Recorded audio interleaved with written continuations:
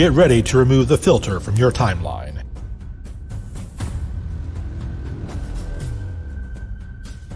Get ready to break the censorship of social media.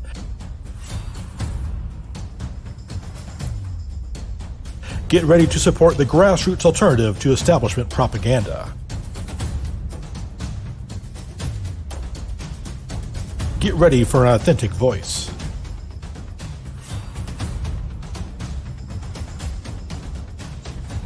Get ready to resist cancel culture.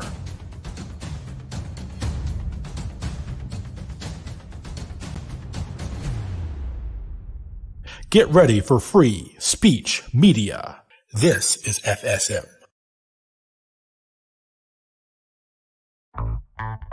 From the heart of trucker America, my boy Reed Coverdale, host of The Naturalist, Capitalist. As the left becomes less religious, they become more statist. And as the right becomes more religious, they still become more statist. Whenever you add government, you by default remove community. But it actually starts with Bush, right? Like in 2006. That'd be the most satisfying, like, chair shot, ka-chung. And I have no intention of keeping any promise that I make.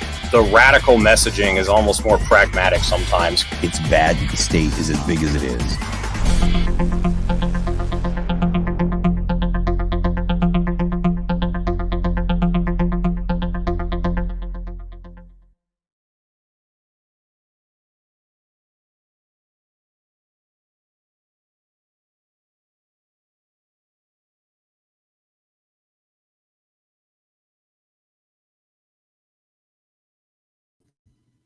Sorry about that. I was muted. Welcome to the 5th installment of the Four Horsemen.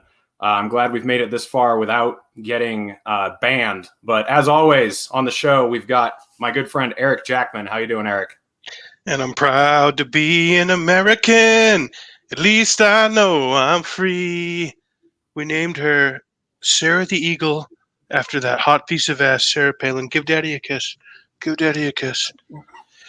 Reed, I'm fucking good, man. America just celebrated another birthday. We survived another purge. I'm psyched to be here. We're going to let it rip tonight, brother. As always. And as always, we've got my friend Ryan Dawson. How's it going, Ryan? The name is Lee was right. Fuck Antifa. I'm pissed off and ready to go. Yeah. Ryan is unable to stream from his YouTube channel right now because everyone's too cocked to hear him. So he's I'm unable to stream on my backup YouTube channel. My YouTube channel's been gone since January. Right. 81,000 dead. 50 million views. Gone. We're keeping it alive though, Dawson. Mm-hmm. And we've got a special fourth guest for you tonight. If you are in the Liberty circles, you've no doubt seen him. He's been everywhere. He's been on Tim Pool. He's been on Part of the Problem. And he's our fourth horseman tonight. He is Clint from Liberty Lockdown. Woo! Woo! Ride my horse in here.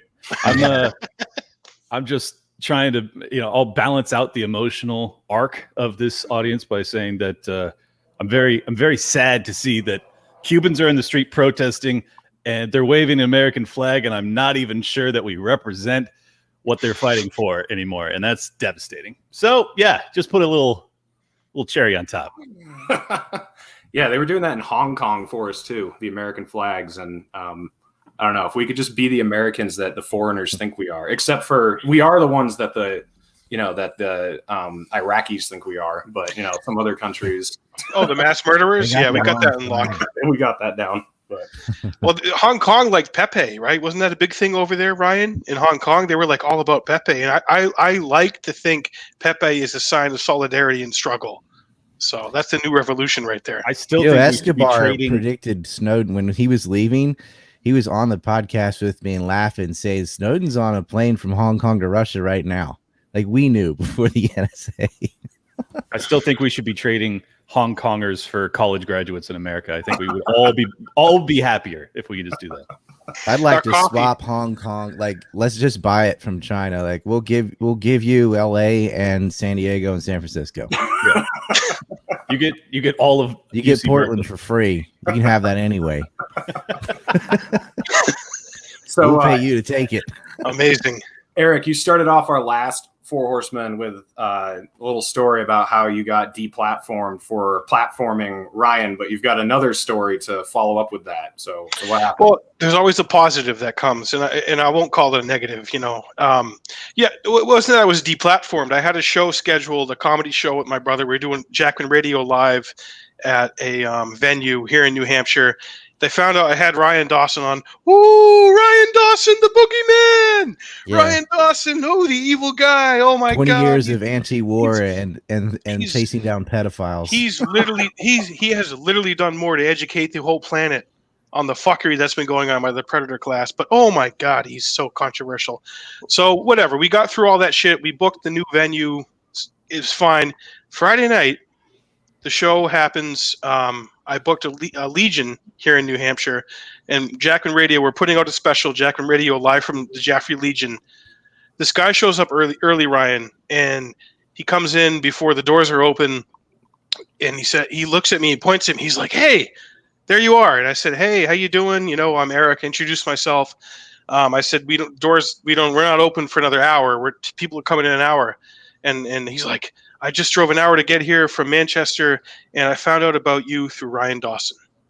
Right? Wow, I cool. found out about Jackman Radio, your show, what you're doing. I watched the Four Horsemen. I'm a huge fan, and his name's Rocky. He's an Afghan and Iraq war veteran. I believe served in artillery. So I want to hoist one up to him in his honor today. Happy birthday to him. And he came out to the show on Friday. And we had a great time. It was an amazing. We had about 40 people show up in person to our show. I didn't know how many people were coming. It was just come in, buy a ticket, $10 at the door. The Jackman brothers are going to be up there on stage. We're going to entertain you. It's going to be 90 minutes of entertainment.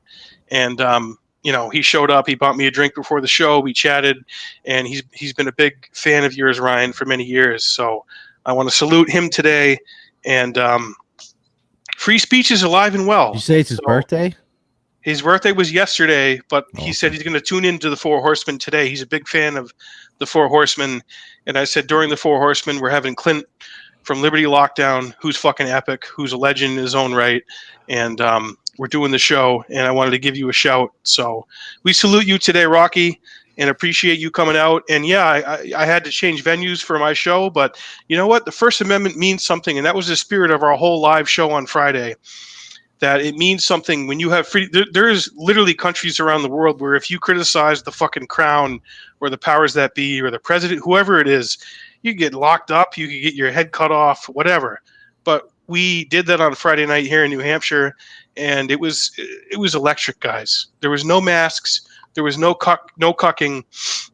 It was real. It was freedom. It was live free or die. And we spoke our truth, and we talked a lot about the things we talk about here in the Four Horsemen. So, well, it's interesting you say about criticizing the crown, right? It's to learn who rules over you, see who you're not allowed to criticize. You can criticize the presidency. You could criticize Trump or Obama or Biden to a degree. I mean, they'll just deny it, call you a Russian hacker or whatever, but you can't criticize the Israelis. Yep. We did, though. I knew that was coming. I know. But you'll get I had no idea that was what you you got were canceled right. too. But hey, I want to give him his shout. And Ryan, he's been a fan of yours for a while. And well, I happy told him birthday to Rocky. I hope you put Rocky. down a Jack Daniels. And hey, did you hear that? Listen to this. Nothing. You know why? Who could that be from? Who do we owe that to? From Clint. I got a dragon chair from Clint. I say that every show. Do you? As a joke.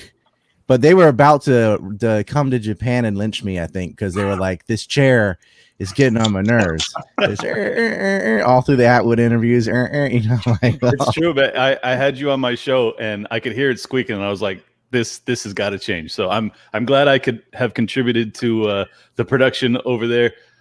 Ryan, do you think that you're hated more for being anti-pedo or anti-war? The two things kind of go together because war creates the conditions for selling kids and all sorts of black markets, right? Fair point, yeah. So, like, you do have where they go and literally adopt the person they're going to rape, like Woody Allen, or they hit up orphanages and trailer parks and things and runaways. they were more professional with Epstein. They were getting modeling agencies to grab girls and then taking their passports away. They had a golden opportunity with the collapse of the Soviet Union because there was hyperinflation throughout all Eastern Europe, and a lot of people needed foreign currencies. So they'd offer them jobs as nannies or whatever. They just lied to them, and as soon as they got them, they locked them up in a brothel or they treated them as a sex slave. However, the majority, more than all that put together, of human trafficking of women mostly who get caught in this situation, it's from government, from like almost every female of age that's smuggled across the border from North Korea to China gets raped by Chinese predators. And then, of course, sadly, people can remember between the two Gulf Wars, the sanctions that were starving children to death. A lot of Iraqis sold their children to foreigners, hoping at least they'll survive. And you can see 6-year-olds doing belly dances and stuff, trying to appease these sick Saudi perverts who are purchasing children. And the sanctions came about because of Gulf War I, when they went and blew up the water sanitation on purpose. They said, well, what we'll say is, and this is in their own documents, like they know it's a lie. We're going to say, the chlorination of the water could double for mustard gas or whatever. And they blew up the water. Completely put that country back in the Stone Age, and then sanctioned them so they couldn't get the initial capital to fix it, and they just died. And people sold their children. So I mean, I think war is worse than rape, but as far as the censorship goes, they really doubled down when I started chasing Epstein. And I don't think it's which one's worse. It's that I'm specifically targeting the billionaire donor class, which is the same people that drag us into these wars in the first place. Yep. And people find out, yeah, guess who's behind human trafficking on scale? Same people and same states, actually, because these are not individuals that are just rich perverts that created a rape ring on their own. These are governments. The Saudi government, the royals, the Israelis, they create blackmail rings on purpose. That's how they control people. You can't control very wealthy people through bribes. You have to be umpteen magnitudes wealthier than somebody to be able to bribe them into. But you can blackmail anybody wealthy, because they got everything to lose. Absolutely. But my question is, why are so many of these degenerates into banging kids?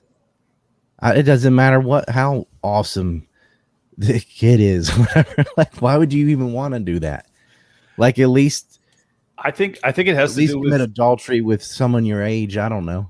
I think it has to do with the disposition necessary to get to the top of the hierarchy at that level. Like, you get to a point of being like, I have everything. I am all powerful. I'm omnipotent. And then they start to, just go down this really debaucherous, degraded path. I don't know. It's an interesting question. Both, but usually they get them before they have power. So what happens is they get someone doing whatever who's compromised, and then they put all the money and advertising in to put that person in an elected office. Oh, interesting. Yeah. So but they're grabbing judges, they're grabbing hedge fund managers, and a lot of these people are sick perverts already. Like, before Epstein or any of that, there were women working at Bear Stearns, where he worked, who had been complaining about their boss changing clothes in front of them and just all this crap.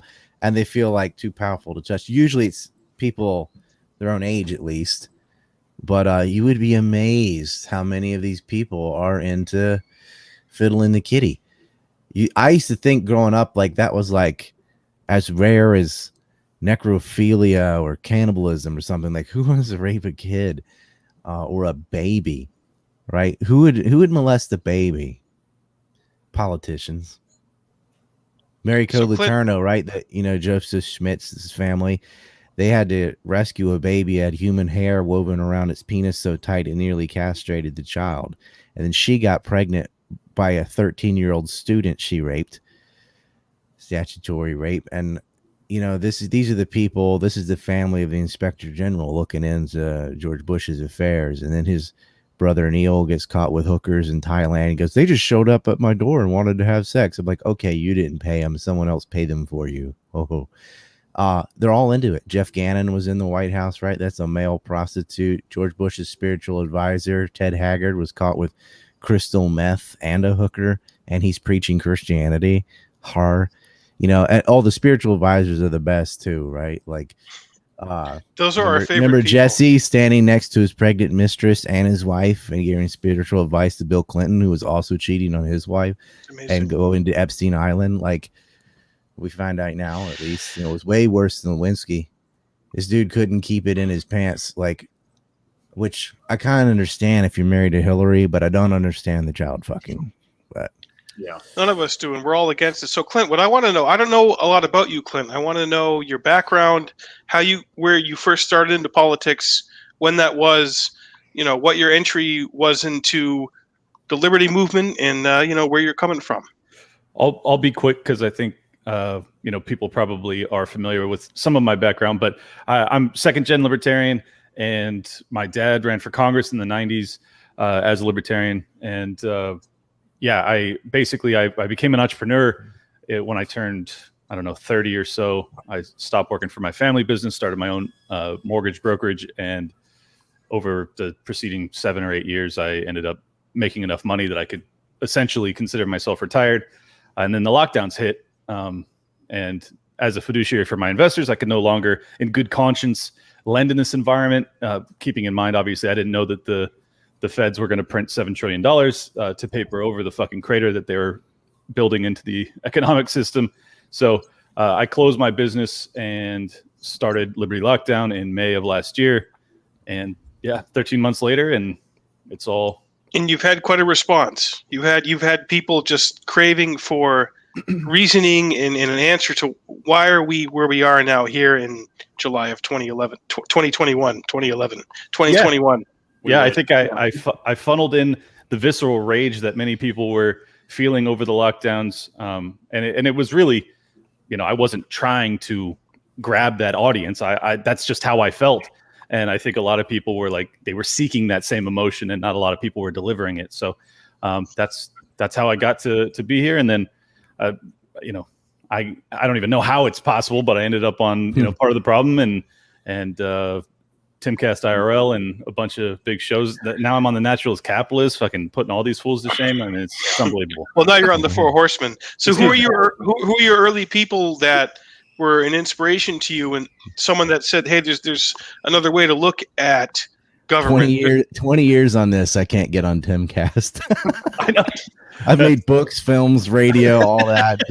Pretty much explain 9/11 and Epstein. They're not going to get near me though. No, I think you're a little too hot to handle, Ryan. But that's why I sent you a chair, because I appreciate what you do, whether or not they do. I think you're awesome. I'm glad you got on there. I'm glad Horton got on there too. Yeah, no, I was on Part of the Problem. I don't know if he knew what he was walking into. Well, Ryan, believe it or not, man, you inspire everybody who gets onto some big platform. They've listened to you, Ryan, whether they want to admit it or not. And we're not afraid to admit it, because your research is fearless, it's bold, it's courageous, it's based, and it just points to the evidence and the documents. But Clint, who were your early inspirations? I mean, who were some people that you looked up to coming up as a kid, or a young adult? Like who were some people that you stood on the shoulders of? Yeah, I'm kind of a weirdo in that I really idolized the founding fathers as a kid. So there wasn't many modern political figures that I appreciated at all until Ron Paul came into my purview. I knew of him in the early 2000s not before he ever ran, but I was too young for his 88 run. So I knew a lot about him prior to his 08 and 12 runs. And I think that was the moment that I felt inspired that our belief system could actually find popular support. And up until that point, I felt as if there was absolutely no hope for that. And then obviously after this past year, I lost that hope again because of lockdowns. But my hope is that if Dave Smith decides to run, that he can kind of reinstill that fire into this fucking movement and see if we can actually do something here. Because I'm of the belief, and I'm not a collapsitarian, because collapsitarians usually want there to be a collapse, but I am a deep economic analyst, and I'm very concerned about the trajectory of the country and the economy, both in terms of economics as well as just social framework. And I think that if we don't find a way to galvanize liberty-minded people over the next few years, it's going to be hell. But NBC said inflation's good. Yeah. I wanted to get your, I want to just get your reaction to that, Clint. You must have seen that headline that the silver lining to inflation is higher wages or something. What do you think about that? Yeah, I think I tweeted out something to the effect of, if I have to explain to you why this is bullshit, don't ever comment on economic matters moving forward. And then I also said, immediately subscribe to my show. Because it's insane. I mean, it's the type of shit that you read and you can't even believe it. There was just a tweet today where the New York Times is talking about the revolts in Cuba, or the protests in Cuba, and they say that the people were chanting freedom and other anti-government sentiment. And I'm like, freedom? Like, this is the type of shit like where the mask completely slips off on accident, and you're just like, wow, they do understand. They do know what we're saying. Like, when we scream for freedom, we are actually screaming that we don't want the government anymore. So yeah, same thing with the inflation stuff. It's like, obviously, if you're having a serious currency crisis and inflation is rampant, yes, your wages might go up, but they never keep pace with the cost. And your prices go up too. Yeah, it's Kyle Rittenhouse, a white supremacist. Right. They call the Capitol riot white supremacist, and Charlottesville, all of it. I tweeted out that it's like cutting your sandwiches in half and saying it can solve world hunger. You know, like you have twice as much food if you cut your sandwich in half. Sort of same idea. But it's same idea as just throwing bricks through windows and increasing GDP. I mean, these people are fucking out of their minds. Yeah. So while I had both of you and Ryan on, since you are very deep in the economic world, your savings, but don't worry. Eventually, you can get a higher wage, and all of you are on salaries or fixed incomes. Doesn't matter. The elderly, everybody. Like, oh my god! I remember when Ron Paul schooled Bernanke on that. The Bernanke, we should say. There's a whole generation that missed the whole Ron Paul wave. God, it was so beautiful. I miss it. We got Glenn Jacob, I guess, who became mayor in Knox County, but there hasn't been a jolt for libertarians since Russell Means passed away. Well, that's what I want to do here. Let's bring that Ron Paul revolution back into liberty. Let's do it. Why are we ashamed of it? Why are we hiding from it? Let's not hide. Because the people that ran the LP for the past decade hate Ron Paul and all of his acolytes and everything he believed in and everything he espoused. They are fucking scum of the earth, and they're out of the party. Thank fucking God. Good. They can go fuck themselves with a cactus, as Ryan Dawson says. I don't know if you've heard of Ryan Dawson, but he tells people he doesn't like to go fuck themselves with a cactus. But that's what they can do. Let's bring this back. Let's make this a cactus and eat a dick. Let's mainline this back into liberty messaging. Let's make this part of our platform. If we're going to be different from Republicans and Democrats, let's show them how we're different and offer something that is real, that is legitimate, that is something we can grab onto. I was here in New Hampshire for Ron Paul in 2008 and 2012, and it was fucking electric, guys. Let's do it again. Why can't we do it again? Well, I'll tell you what happened, because Ron Paul's had that message since I was like 9 years old. Because I did follow the 88 one because I already was a big fan of Russell Means, who ran against Paul. He only lost to him by one vote. You said he was based, Ryan, Russell Means. Indian guy that started the Lakota Nation and said, we're independent, and he was awesome. And you could go listen to his speeches too. He was saying all this also. And Ron Paul was saying all this. And Ron Paul was in Congress saying this. Means said it to Congress, but he wasn't in Congress because he's like, I ain't part of your state. I have sovereignty myself. But the message didn't resonate until we had a little window of free speech on YouTube before Google bought it. And we started putting out all these films about the Fed, Bill Still's Money Masters, and all these films about fractional reserve banking. It had to become in videos because people didn't even know they didn't know. So you can't get them to buy a book about economics or whatever. They're just good luck, right? But we got people reading Rothbard and Hayek and stuff because of Ron Paul. But Ron Paul's message wouldn't resonate or stick until the movie versions came out and grabbed attention. And once people learn where money comes from and how it works, basic stuff you ought to learn in school, but they don't teach you. Those films, Bill Still made that in the 90s. It was like 2 VHS tapes. I remember seeing that. But when we could digitalize it and put Money Masters out there, it was like crack. I mean, it was give me more. Everyone that saw that passed it to 20 people because it was this sort of this, as Jeremy Bentham said about utilitarianism, the scales fell off my eyes. You know, when you see it, you can't unsee it. And then there's a guy who's already elected in Congress saying these things about the Federal Reserve, saying these things about how booms and busts work. And so, oh, we got someone that listens to this. But the Ron Paul movement would not have happened because he's always had the same message. And it was going before he got on the presidential stage for the debates. It was already rolling. He also he had a libertarian backer, a billionaire that gave him money. We had our own Soros for once.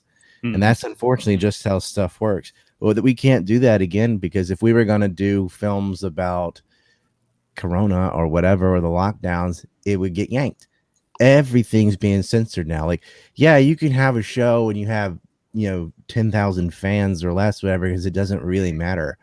Not really to them. But once you reach some certain threshold, they get scared and they'll demonetize you and they will smear you. Like they did Tulsi, like they did Paul. They said racist newsletters. Tulsi met with Assad and he's a dictator. Yeah. They'll call you if you're white, or even if you're white-ish, they'll call you a white supremacist. If you're half native and half white, and they'll attack you financially, and they'll get rid of all your social media platforms for hate. So many people don't know that, Ryan, that you're like Native American, and that like fucking freaks them out. Yeah, but even if I wasn't, it shouldn't matter. Right, the message. No, it shouldn't. Talk about it more.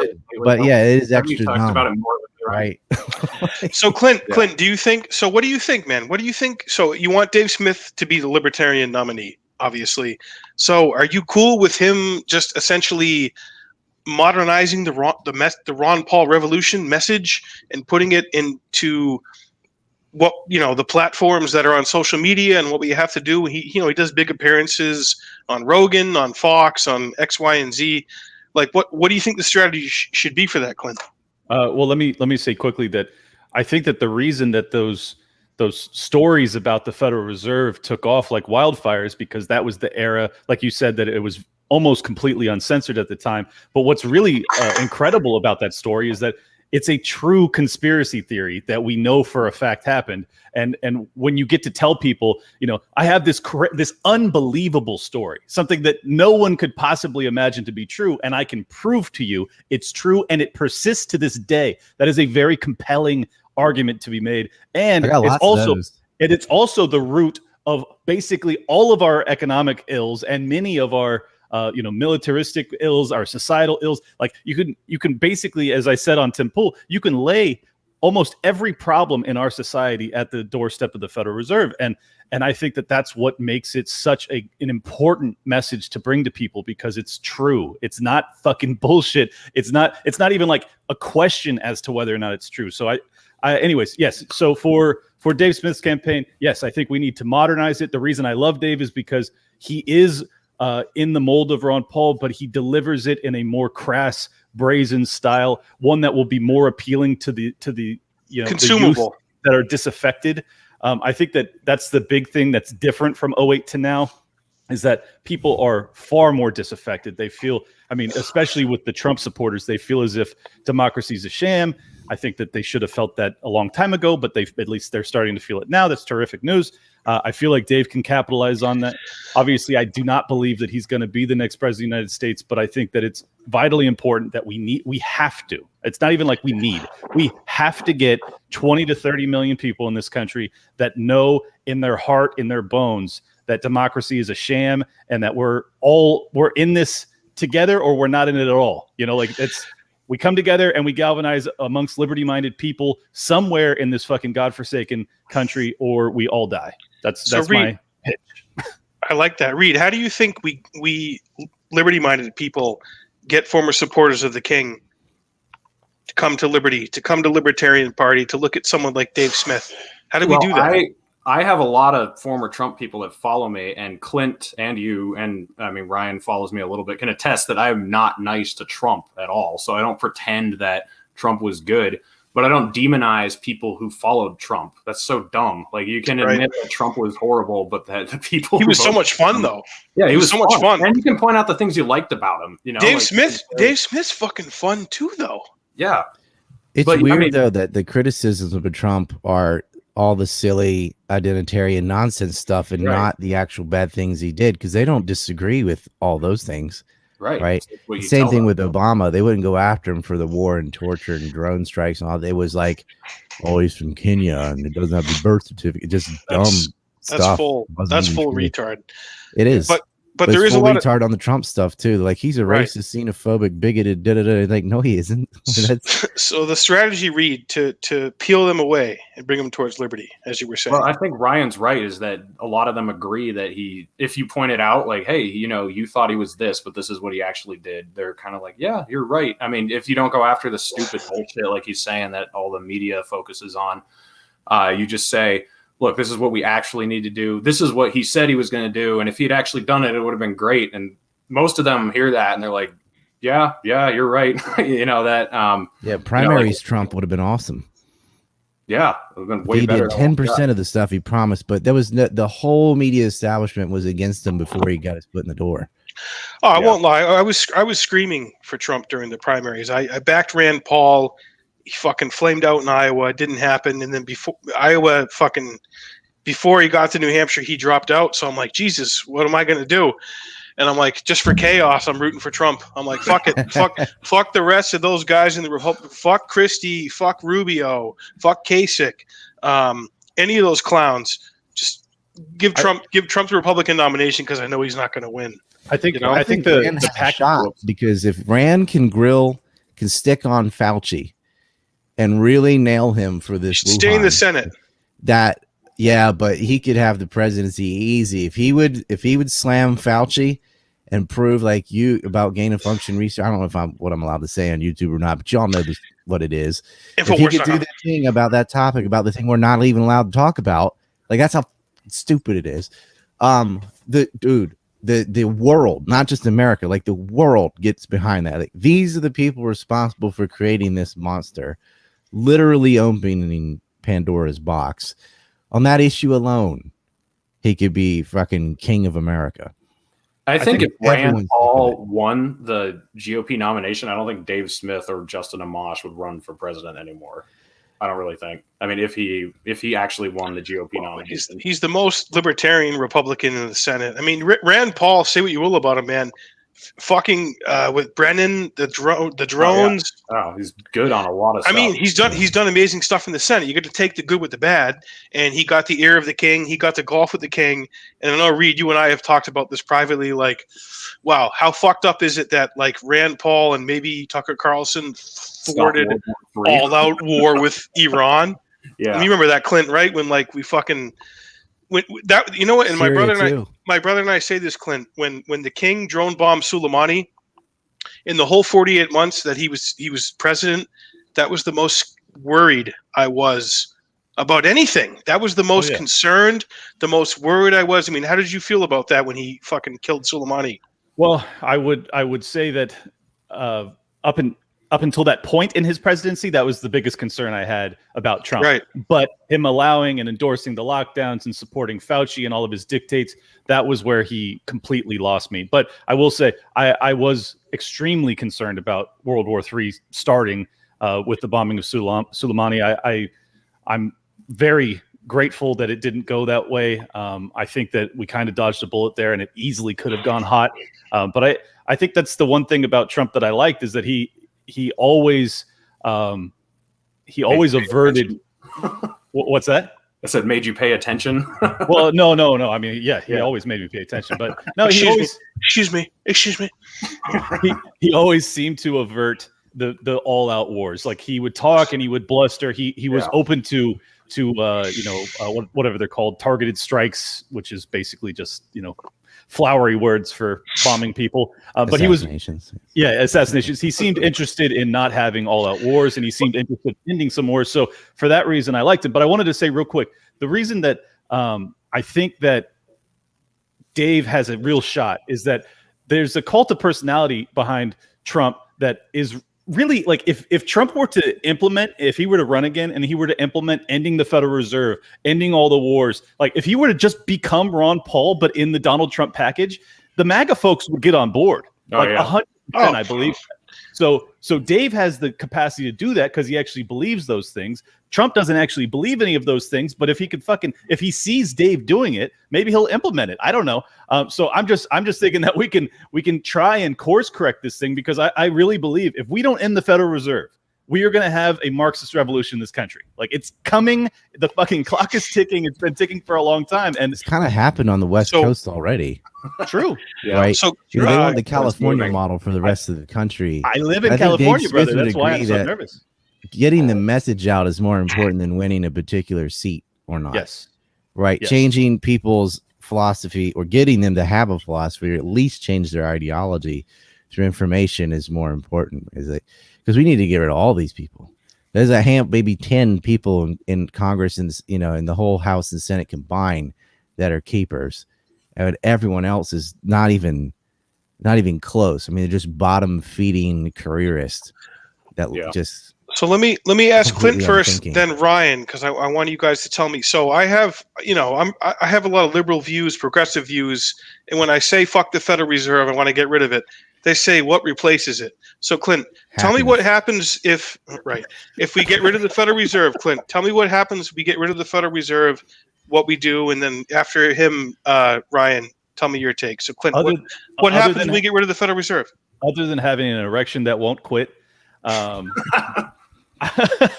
mean, this is for normies and like fucking people who don't know what. Yeah. I mean, it's there are a tremendous amount of alternative currencies that we could be utilizing. You could have a cryptocurrency that's backed by precious metals. You could just have a shift into Bitcoin if that's the winner of the cryptocurrency race. You could obviously go back to some sort of utilization of gold and silver, or you can just have fiat currency that is backed by and exchangeable for precious metals, or even cryptocurrency. I mean, you could come up with a ton of different things. The reason I don't spend a ton of time focusing on what comes next is simply because there is no populist support for this. There is no major political figure that is galvanizing the people that identify this problem and motivating the plebs that don't understand why they're being robbed blind for the past 100+ years. Thank you. Like, you need to have a populist movement that demands this, because without it, it'll never come to pass. But yes, there would be, and let me also say, for people that are concerned about an economic collapse if we were in the Federal Reserve, I think you're correct. But I'm telling you, it's going to be way worse if we don't bring it about by our own volition. We have to direct it, because if we don't, it's just going to be a bubble that gets to the point of imploding the entire global economic system. So I'm going to cut in here quickly. I wanted to ask you, Ryan. I saw your appearance on Josh Smith's show the other night, Break the Cycle, and you were talking about the petrodollar and how most of the fascination with that is bullshit, and that it mostly has to do with Israel and Saudi Arabia. So would you just flush that out a little bit? By the way, trad wife made me a sandwich. She's getting a drink. That's what you want to get a good woman like that. Can I answer Eric's first and then yours, Reed? As far as ending the Fed replaces it, I always say happiness. But for normies, look, you follow the Constitution. There's absolutely no reason to have some middleman that you borrow the money from and pay it interest when you could just have the Treasury make money interest free. But you also want to have competing currencies. Like, you don't have to pick gold, silver, digital, whatever. You just let them all. They're all just, you have competing currencies. That's fine. And you don't have to pay interest. Like, if you're going to issue new money other than coins, which are from the Mint, into the money supply at interest, then you're always going to owe more than what is made. So it's a game of musical chairs. You're never going to be able to fix that. And you're going to have limits if you get rid of the interest, at least, which we saw in, no one likes this example, but in the German miracle, one of the reasons they were able to pull things around despite all the other bad decisions they made is they got rid of usury. They stopped, creating money at interest. It's that simple. It's what we used to have. We used to pay off the national debt. That's something presidents used to do. And now it's impossible because we're spending trillions. It actually, if we ended our imperial escapades, that's about $1.5 trillion a year just by not blowing up brown people. That would be part of it. But there's a lot of things we could cut without having to have too much austerity, because the amount of government waste is mind blowing. Yeah. There's a lot of departments you could just get rid of. We don't need a Department of Education. And anyone that thinks, well, we would not have school if we don't have the Department of Ed. Like, I was born before the Department of Ed was created. Right. My parents were educated in school before the Department of Ed was created. The Department of Education has nothing to do with education. All the Department of Education is doing is borrowing money from the government at a lower interest than it loans it out at and makes money in the spread. And that's why you have, because of guaranteed student loans, this massive student debt. That's probably over $1 trillion. You could save that, just get rid of the Department of Ed. It's insane. And they don't categorize it as a corporation, but it's like Google and Apple and the Department of Ed. They're like the third largest corporation in America. And all they do is borrow money at a very low rate and then loan it to universities, who then loan it to students. And like every time there's a middleman, the interest increase. Well, it's an arbitrage. arbitrage. Yeah, there's no competition. It's an arbitrage Ponzi scheme. You have the Federal Reserve as the progenitor, and then you have the Fed banks that also make a spread because they lend out money to the other banks, and then the banks lend it out to other borrowers that then end up lending it out to the consumer. So it's like but at its beginning, it's just printed from whole cloth. It's like it's separated commercial banks and lending institutions, so there's no moral hazard. And they'll say, okay, well, we're going to loan out a bunch of mortgages, let's say, and then we're going to sell those securities to a third party. So if you don't pay back the loan, we don't care. We're not responsible for it anymore. So they have no interest in giving responsible loans, because if there's no consequences for bad loans, they're going to make as many loans as they can. And they had the rating agencies lie to the parties that bought up the securities and the CDOs. They didn't get normal insurance. They said, oh yeah, we're going to have credit default swaps. So we have multiple parties getting insurance on the same property, which is insane. I wrote all about that. I made a book about this called The Separation of Business and State. Like, just there's an audio so I can read it to you in your car or whatever, and I give examples that are not full of economic jargon. Imagine having Ryan's voice in your car in the morning, the first thing you wake up. You can get it. You can download the audiobook from my site, and you get your Dunkin's coffee. I explained, but not just the banking. I explained how the government messed up everything from the MIC to the mail. I want Eric as Jesse Ventura to read Ryan's book. That's how I want this delivered to you. Well, first of all, Clint Eastwood's one of my favorite actors. I look at him, I see the flag. He's American. I like him. I like what he's saying. I like what he believes. I believe in what he believes. Bring a chair to the communists. Let's do it. Ryan's always talked about getting rid of the Federal Reserve and the creature from Jekyll Island. Let's sink that island. Let's sink it. Sink Jekyll Island in the Federal Reserve. They got that wrong, by the way. Well, like the Aldrich Bill and Jekyll Island story is like 50% of the story. And this is the bad part about having all these videos. Like, yeah, it got people learning about the Fed, fractional reserve banking, and so on. But if the film is incorrect or not complete, then people run around with half the story. Before Jekyll Island and Aldrich and all that, that's not where they created the Fed. That's where they had a meeting, but they didn't write that up. That was written for them by the boys at Riggs Bank. It was in the can, Ryan, wasn't it? Riggs Bank, the traditional CIA money laundering institution, which was also used again on 9/11. And the individuals there, I mean, I got the names, and then they'll call me anti-Semitic if I name all the people, but it is what it is. That's who wrote up the Fed.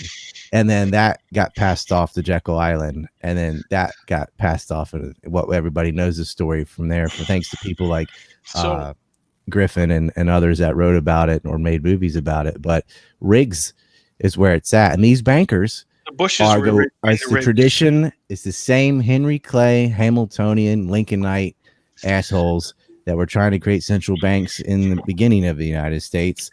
It's literally their offspring. Only Ryan Dawson could take the greatest conspiracy theory ever told and then make it better. Yeah, right. It's just what happened. Like, I know. It's just awesome. This is Andrew Jackson and Jefferson both went against the central bank. This is a fight we've had for a long time, and they won. Jefferson got rid of it. Jackson got rid of it. but there's always a pushback. And once Lincoln created the income tax, Federal Reserve didn't create the income tax. Abraham Lincoln created the income tax. You're gonna look it up. He not only had a 45% tariff on exports, but he created the first income tax in the United States. Jefferson got rid of all inland taxes. That right there, like, yes, he wrote the Bill of Rights with Madison, and he wrote the preamble of the Constitution and much of the Constitution. He wrote a version of the Virginia State Constitution, which had abolished slavery, but couldn't get it passed. He did end the transatlantic slave trade, and he did end slavery expanding to the Northwest territories. They go, no, but he had slaves himself. Yes, he did. He inherited his slaves. His father died when he was 11. His uncle had lost 3 wives to childbirth and 3 children, and then had children with a slave. And Jefferson was buying her extended family so that they wouldn't get separated. He didn't even live with them. He lived in Williamsburg. They were in Monticello to Charlottesville. And where are they supposed to go? At that time, slavery's everywhere. So you release them and they get captured the moment they step off your property by your neighbor. Like, he wanted to phase it out. And people that criticize the founders for like, oh, so-and-so had slaves and so-and-so, they probably all didn't like homosexuals either, or Indians or whatever. You cannot take today's morality and foist that on people that lived in the 1700s and think, oh, I'm better than this great man because, I'm good on these moral issues. I'll tell you, looking around over the past year, there is almost no one that measures up to what the founders were, despite all of their moral failings. They saw so far into the future. Like, oh, it's incredible. Yeah, they had some failings, but like compared to what everyone else around them it was just the way it was. Thomas Jefferson or Joe Biden, who's better? Jefferson. Dead Jefferson's better than Joe Biden. I mean, like, yeah. Joe so Ryan, Biden. Jesus Christ, is Joe Biden alive though? Come on. Yeah. What's that movie Weekend at Bernie's? You know what I'm talking about? Yeah. They have a dead dude. They just drink it. That's what he seems like. Pelosi and Cackle Kamala are just like, bringing his corpse around. So Ryan, to get back to what I was asking you, there in the libertarian circles, there's a lot of talk about the petrodollar and I know. So I want to hear your opinion more flushed out than what you said on Josh's show the other night. I mean, I've made like 20 videos on this umpteen times, and there's never a reply. It's just the new kook comes who hasn't heard the story, and I have to say it all over again. This petrodollar is so Eurocentric, first of all, because we don't say petro, we say gasoline, right? That is coming from them trying to pretend like they're still important, and they're just not. We get pissed at China for buying dollar reserves because of how it affects us, and we don't want that. The reason there's a petrodollar, the reason that people agreed to do billion-dollar transactions on the dollar rather than having 50 zillion different currencies for it, was for convenience. After World War II, there was hyperinflation. All over Europe had been destroyed. Like, you're not going to base it on the ruble, right? The old joke is, what should I just wipe my ass as rubles or buy toilet paper? You're not going to use the franc. You're not going to use the pound. You're not going to, because all of those, whatever it was, but by the time you purchase it, by the time your oil ship, it's depreciated because they're all in hyperinflation. They pegged it to the dollar because it was the most stable currency. So they buy dollar reserves, but that's an exchange. Like, if they buy your dollars, buy it with what? With whatever their currency is that you have to accept. And where are you going to spend that? You either have to convert it back, or you have, like, if Japan, by the way, here's a good example. Japan and India got off the petrodollar back in 2006. No one noticed. Japan was the second largest market in the world at the time, still third. Didn't matter because it's just an exchange. It's much to do about nothing, and no one spends any time trying to falsify the story. Like, oh, it has an increased dollar demand, and like, they're not. It's not a one-way thing. It's an exchange. If you buy dollars with yen, then what's the person with the yen do? Where are they going to spend the yen? Japan's the only place you can spend yen. Mm-hmm. If you're going to buy it in Korean dollars or the won, where are you going to spend your won? South Korea or what?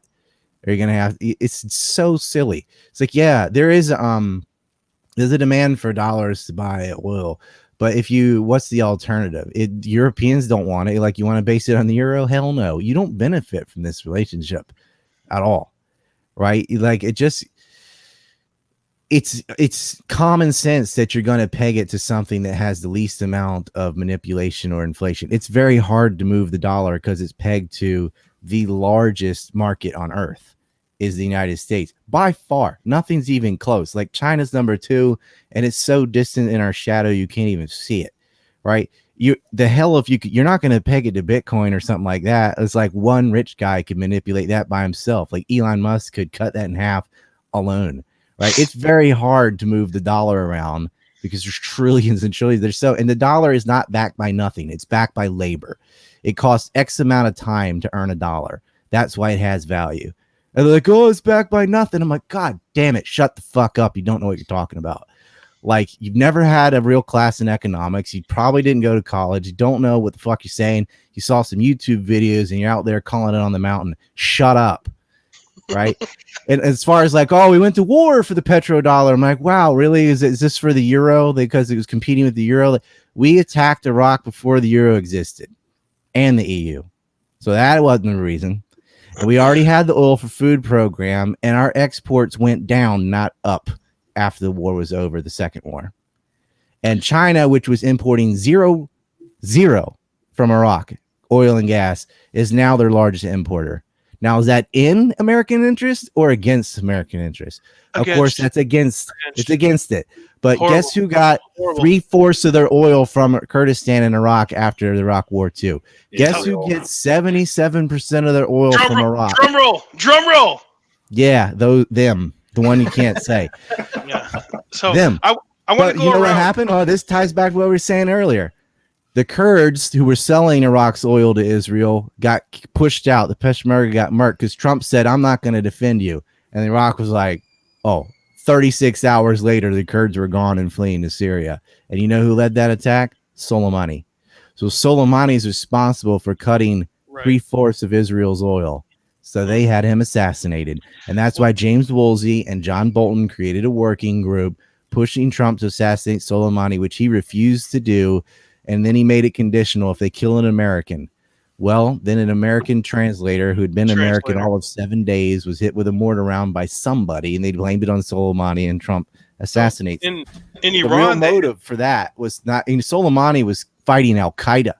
Soleimani was fighting the Kurdish annexation of northern Iraq, which was selling their oil to Israel. Yeah, we went to war for Israel, for oil, Israel's oil, not our oil. That was in Israeli interest. The Office of Special Plans, every single pre-war lie to go into Iraq came from this cabal of neocons. They're all Zionists, all of them. And all the lies about WMDs specifically, right? Anthrax, mobile weapons labs from Miller, chemical weapons under the palace from William Safire, who got a Guardian of Zion award, right? Douglas Feith creates an office within an office in the Pentagon. That's where you get Niger forgeries from Michael Ledeen. Then you got Richard Pearl and Wormser writing for a foreign head of state about how we need to go to war in Iraq and then Syria, both of which have been done. Richard Pearl was caught in the 70s spying for Israel. He's still in the DOD for some reason. He's the defense policy chairman. He hires a bunch of other Zionists. That's why we went to war in Iraq. Israel, not oil. But the left is like, yeah, oil, corporations, man, because it fits their worldview. And it's, not our oil, though. We lost trillions of dollars, tens of thousands, because you got to include the veteran suicides, which are still happening every day.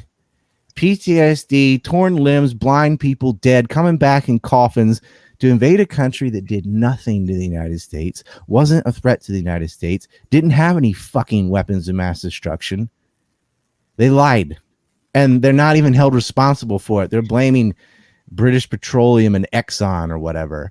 Yeah. And I'm so sick of it. Who the petrodollar? Like, shut the fuck So up. you're telling me that the left identified the problem, but they didn't get the cure correct? I can't believe this. No, they couldn't even identify the problem. Like, they weren't even against the war. They just wanted it to be multilateral instead of unilateral. Dave Smith knows part of the problem. He knows part of the problem. They're like, okay, oil interests were a problem back in the 50s when you had Operation Ajax and all. That was definitely what that was. But that you can't just say corporation every time. Like, a lot of the times that would actually be correct. Like in Libya, they're sort of right about oil in the sense that Gaddafi, once Egypt had its revolution, they were able to send oil directly to Asia. And it's Europe that attacked Libya, not the United States. Remember, the U.S. led from behind. So I want to ask you guys, starting with Reed and then You Clint think and then Europe Ryan, attacked Libya because of the petrodollar? when Like, that makes sense. Stupid. all right, when you when you guys started on your journey of liberty and questioning the whole paradigm of everything, what was your family's response? You know, how'd you deal with it? Your friends and all of that. You know, what was said to you? I'll answer that, but I do want to hear Clint's reaction to everything Ryan just said. I don't know if you agree or disagree. I just want to hear what you think about the petrodollar and like. Sure. I mean, I agree with a huge swath of what he said, especially about the wars and how people attribute the petrodollar as being the reason for all of them. I think that's a vast overstatement. I don't agree, actually, that the dollar is based or it has value based off of labor. If that were the case, whatever you get paid in, that would be the underlying value for all currency, is just your labor. And I don't believe that's correct. I think that ultimately its value comes from what it's able to be exchanged for, and it's not always exchanged for labor. So you have to be able to exchange it for other things. The dollar is the most readily exchangeable currency on the planet right now, and that's the primary reason that it is the reserve currency of the planet. But I don't think that it should be able to maintain that cat seat or that top of the food chain status, given the profligate spending and the deficits that we're running and the complete malfeasance with which the federal government and the Federal Reserve are now operating. And for the life of me, I can't understand why foreign countries aren't running away. I mean, and I know some are, but they're usually our enemies. It's like our perceived enemies in China and Russia and these other countries that are starting to get away from utilizing the dollar. It seems to me that it would be very wise for more and more countries, and I think that we're going to see that trend continue, where you start to see places like El Salvador that switch to cryptocurrency simply because they cannot rely on the purchasing power of the dollar any longer, because we are destroying it actively. And it's because we don't want to deal with the underlying issues that have destroyed our economic model, which are, as usual, socialistic policies. So anyways, Reed, go for it. Sorry, but we haven't had the dollar drop 40% in 2 days like cryptocurrency has taken a nosedive. Sure. 40% just like that. Have you had the dollar go up 40% in a month like we saw with cryptocurrency, though? No, it's not that volatile. That's the point. Right. And that's just online gambling versus a stable currency. Of course, the currency has value based on like what you can purchase with it. But what you can purchase with it depends on the money supply and how hard it is to get a dollar, right? Which is based on labor, is the other side of the equation. And that's the side they always ignore. And they just act like they just come from nowhere and you buy stuff with them. Like, no, you have to work for them, or you're supposed to. It's when you don't have to work for them that the value goes down. Like, if you're just giving it out, if they just print a bunch of money and pay government employees or whatever, then it gets devalued because you increase the money supply without increasing the labor. Then you have inflation. Yep. I don't disagree there. Yeah. But I mean, I'm glad you pointed that out, because I didn't say that, and I should have said that at the beginning. Oh yeah, no people problem. Knew that. Yeah. So, yeah, man. Ryan, what do you think about Bitcoin anyway? I haven't really heard your opinion on it. Online gambling. Not a believer. Not a Bitcoin maximalist. No, I mean, use it. You can, if you get in and out at the right time, you can make money. That's what gambling is. Honestly, I'm surprised it's based that you're on hype. I'm surprised that you're not a Bitcoin whale, given that you've been deplatformed and demonetized. I'm not even allowed on the exchanges. I got banned from Coinbase in 2012. Fuck, really? Like, why don't you get a Bitcoin? And I can do what with it? Look at it. I can't exchange it. Oh my god. Ryan's banned. Porn has more value than Bitcoin. I'm like, that's as useful to me as a Super Mario coin, because until you can press the calling me, unless you can exchange that for money that you can buy stuff with, like you just said, money is worth something because you can purchase things with it. Well, I can't buy shit with a Bitcoin. Don't give me this crap. Well, on overstock.com or with this one place. I can't pay my rent with that. I can't buy a sandwich with that. I can't do anything with it. The only reason it's worth anything, the only reason anybody buys Bitcoin that's not doing something illegal, is because they hope they can sell it for more than what they bought it for. Don't lie. They treat it like a stock. They even give that analogy like, well, I'm going to buy it at this price and sell it at a higher price. Then I get real money from selling it, and I use that to buy all my shit, right? Well, I'm not allowed to sell them, so they're useless to me. I think other people should definitely get in, because like, yeah, it took a big dive, but it'll go back up again. Just make sure you sell it before the dive. You're a lot better investing, or not Bitcoin, but some cryptocurrency than you are putting it in the bank at 0.01% interest. I mean, that's basically zero. But if you got a lot of money, I would avoid that and just buy real estate. That's got intrinsic value. I mean, that's where your money, or government bonds if you have no soul. Well, see, I go completely opposite on that, because I think that real estate is probably the most Fed-directed asset because of the interest rate manipulation. So I don't think that there's any really safe space or safe I place. wouldn't buy it in the U.S. Okay, fair enough. Yeah, I'm talking about here.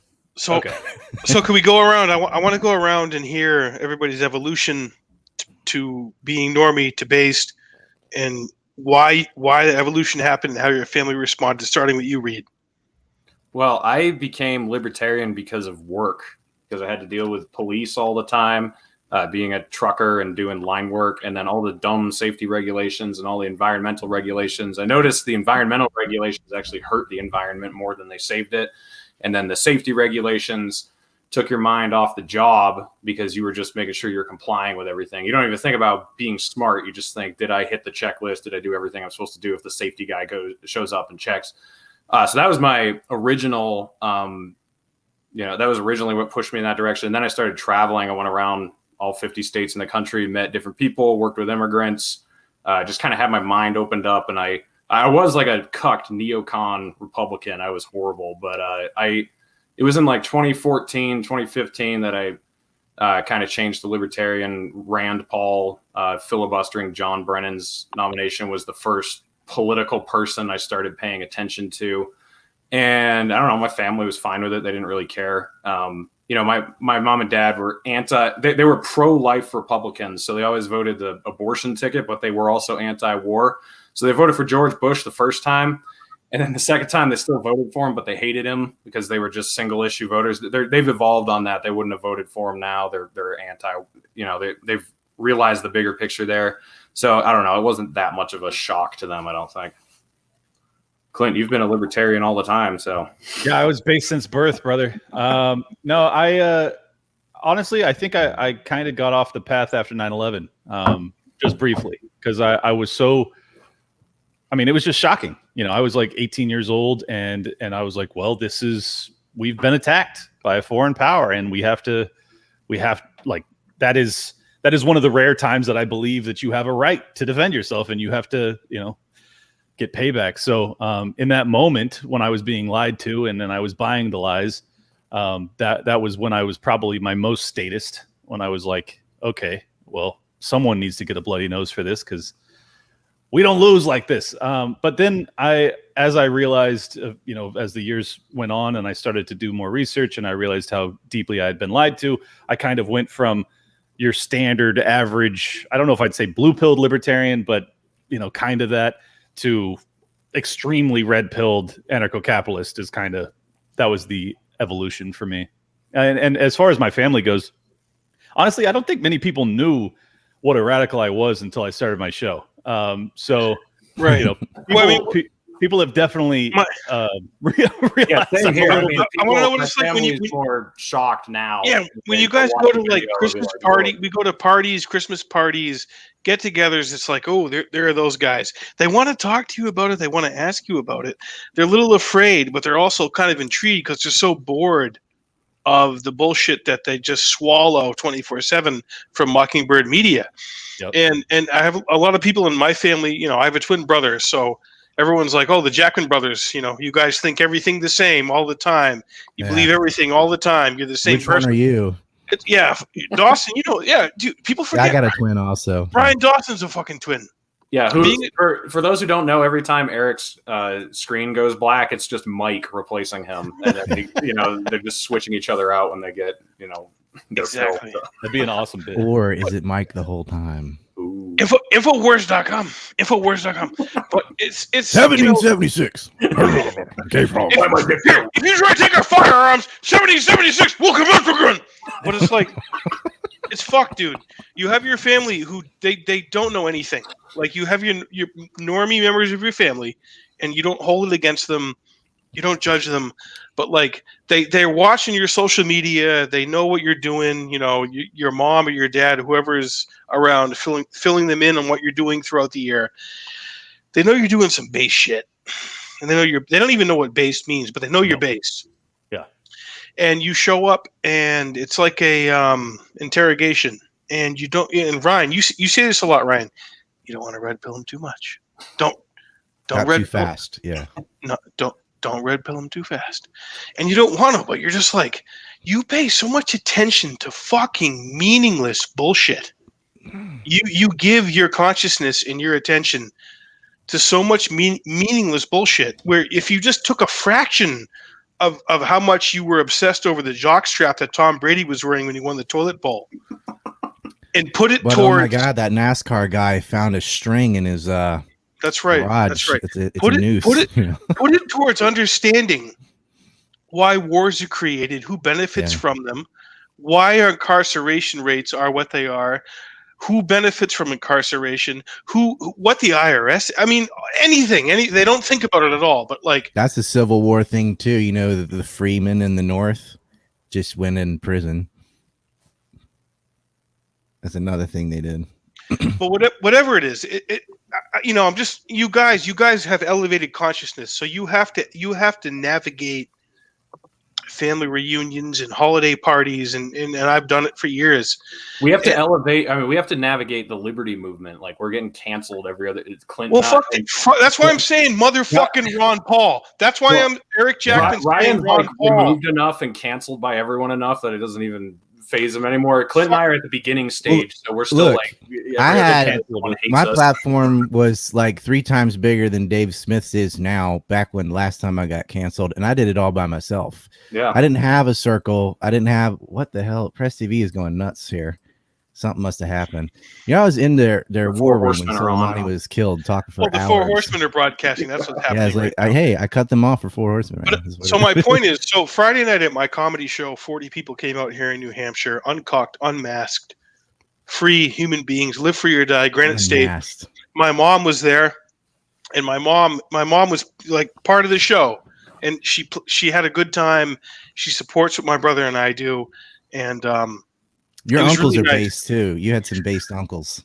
Ryan, my uncles are so yesterday was my father would have been 66 yesterday. He died in January 2017 from brain cancer, the same brain cancer that killed John McCain and Beau Biden and Ted Kennedy. And my dad was so fucking based. He was born in Canada. That guy was a cowboy, man. He was a salesman. He sank or swim on his own merits.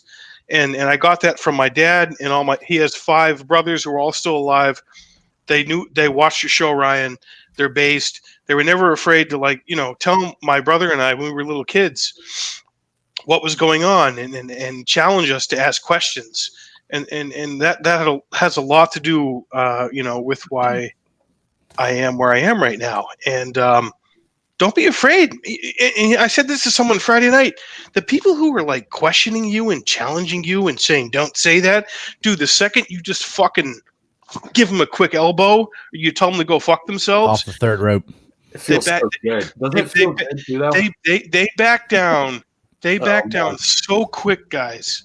Because if you have the facts on your side and you have the historical evidence and everything, you ever make people shake? Yeah. Like you're talking about Christmas parties and stuff. Oh yeah. Or whatever. Oh yeah. I just sit down at a table and I start going through 9/11 and answering questions, and they're just like going like that by the time they leave the room. They messed up my brain. That's why you don't red pill too fast. The Dawson family reunion must be nuts. I would like to. It's pretty wild. I have some based uncles too. Unfortunately, one of them's in the hospital right now. That the same guy that took McAfee's keys and threw them in the Pamlico Sound because he was trying to drive drunk. And my uncle just grabbed his keys and threw them in the water. It's like, buy your way out of that. Yeah. Whatever that story is, it's based. So Clint, bottom line is like, what do your family think about your fucking success, your exposure, like what you're doing? Yeah, I mean, they're obviously all very, very happy and proud of what I'm doing. Surprisingly more proud than I would have thought, given the the topics that I cover. I'll say this: some of the things that make me most optimistic. I have a lot of conservative MAGA type relatives, and when I talk to them, we've like when I'm going on a rant, they're nodding. They are vibing with what I'm putting out there. So I think that these people get it in a way that very few people give them credit for. Like they may not have all the answers because they are largely still just like a vessel for information. Like, and I know that kind of sounds like I'm demeaning them. I don't intend to. This is how the majority of people are on the planet. They just take information that gets thrown at them and then they kind of project it forward. And I think that's what makes libertarians so special, is because most of us, and again, not all, unfortunately, are deep critical thinkers that are really trying to get to the truth. And I think that more people, as they realize they're being lied to en masse, are starting to have that same thought process of like, okay, well, I haven't been thinking for myself and I've been being lied to. Maybe it's on me to start thinking for myself. So when I have family reunions, I get talked to more than anybody because they all know I have the answers. They come to me and they're like, here's all of our problems. What do we do, Clint? And I try and give them the full bottle of Red Bulls. I'm not fucking pussyfooting around. I'm just like, take them all, have a seizure. I don't give a fuck. Like, let's get to the bottom. Clint, you're not afraid to be based. No, yeah, but the liberty community has their cliques, and you've got to fit in with their cliques. And it's not just the loser brigade; it's other areas too. Like if you talk to someone they don't like, all my fucking friends hate each other. There are people that I'm friends with that hate Ryan Dawson, and I don't give a fuck. There are people who hate Pete Quinones. There are people who hate everybody that I know. I don't give a fuck, and I'm not going to cater to you. How? First of all, Pete's based. He's based. Mega based. But you're right. You don't cater to that bullshit. That's petty. That divide and conquer fucking horseshit. We want to end the Federal Reserve. We want to end the IRS. We want to end the war state. We want to legalize drugs. We want to maximize freedom. If you don't want to do that, go fuck yourself. You're not fucking with me. Right? Am I right? Am I wrong? Am I right? Am I wrong? No, you're right.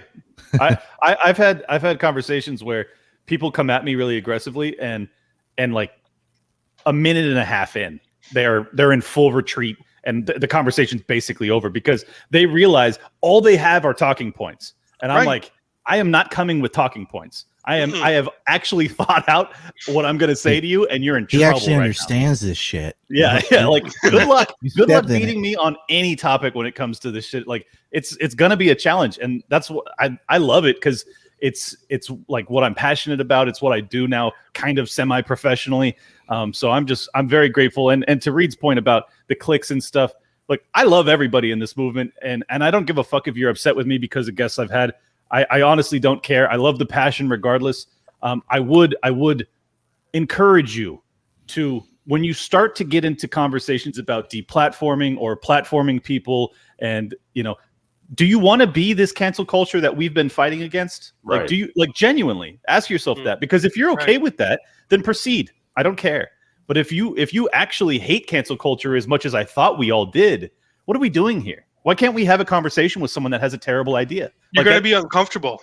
Yes. Get used to being uncomfortable, you fucking cunt. Yeah, that's what I want to say to a terrible idea that you don't speak to, you don't listen to, and you don't read. Oh my God, you were made uncomfortable by somebody on my YouTube show? Oh my God, let me get the tissues for you, you fucking cunt.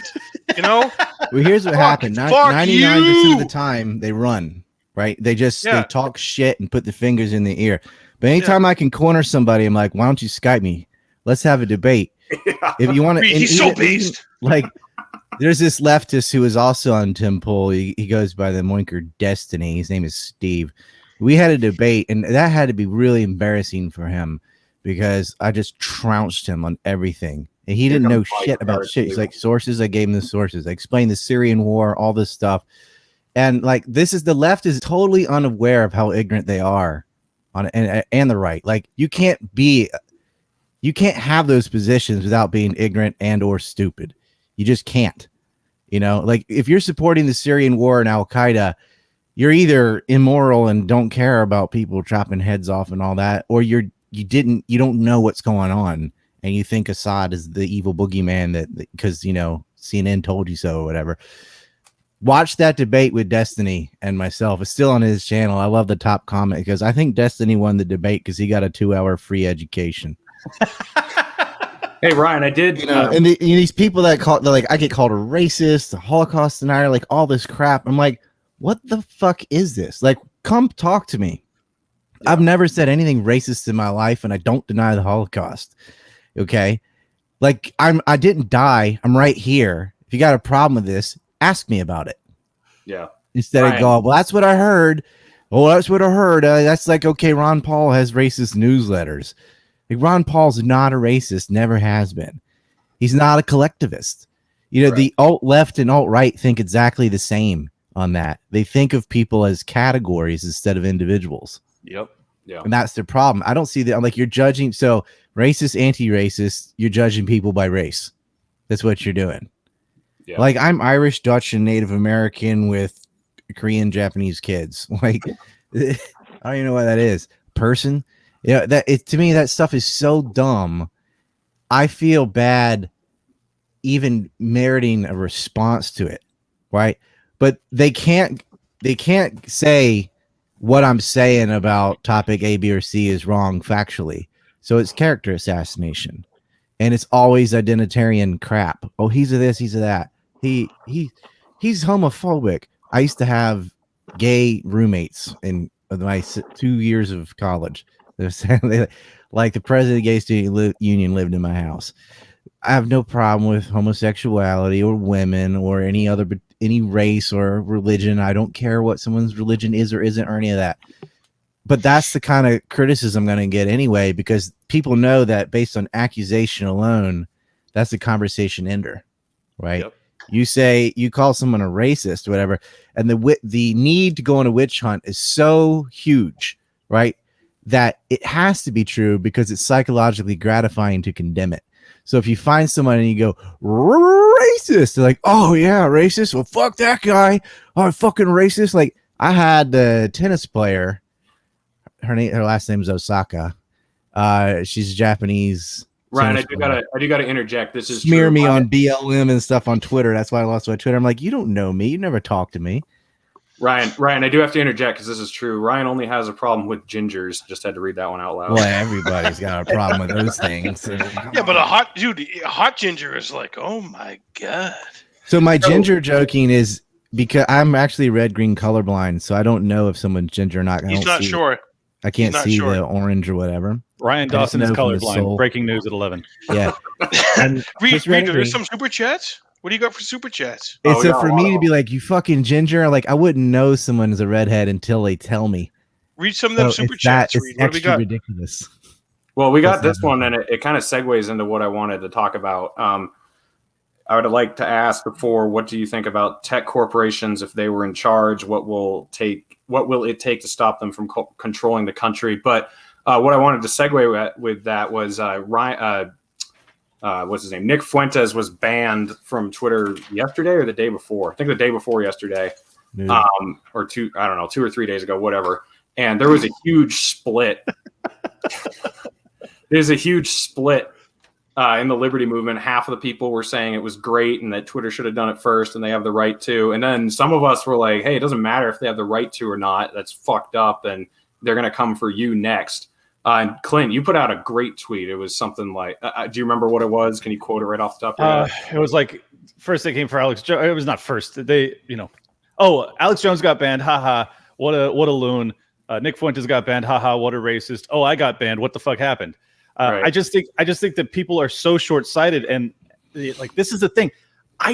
For the love of God, I don't know when we got to be such fucking pussies that we can't deal with people having shitty opinions that are publicly available to us. And why don't you want to have those opinions publicly available so you actually know what people believe?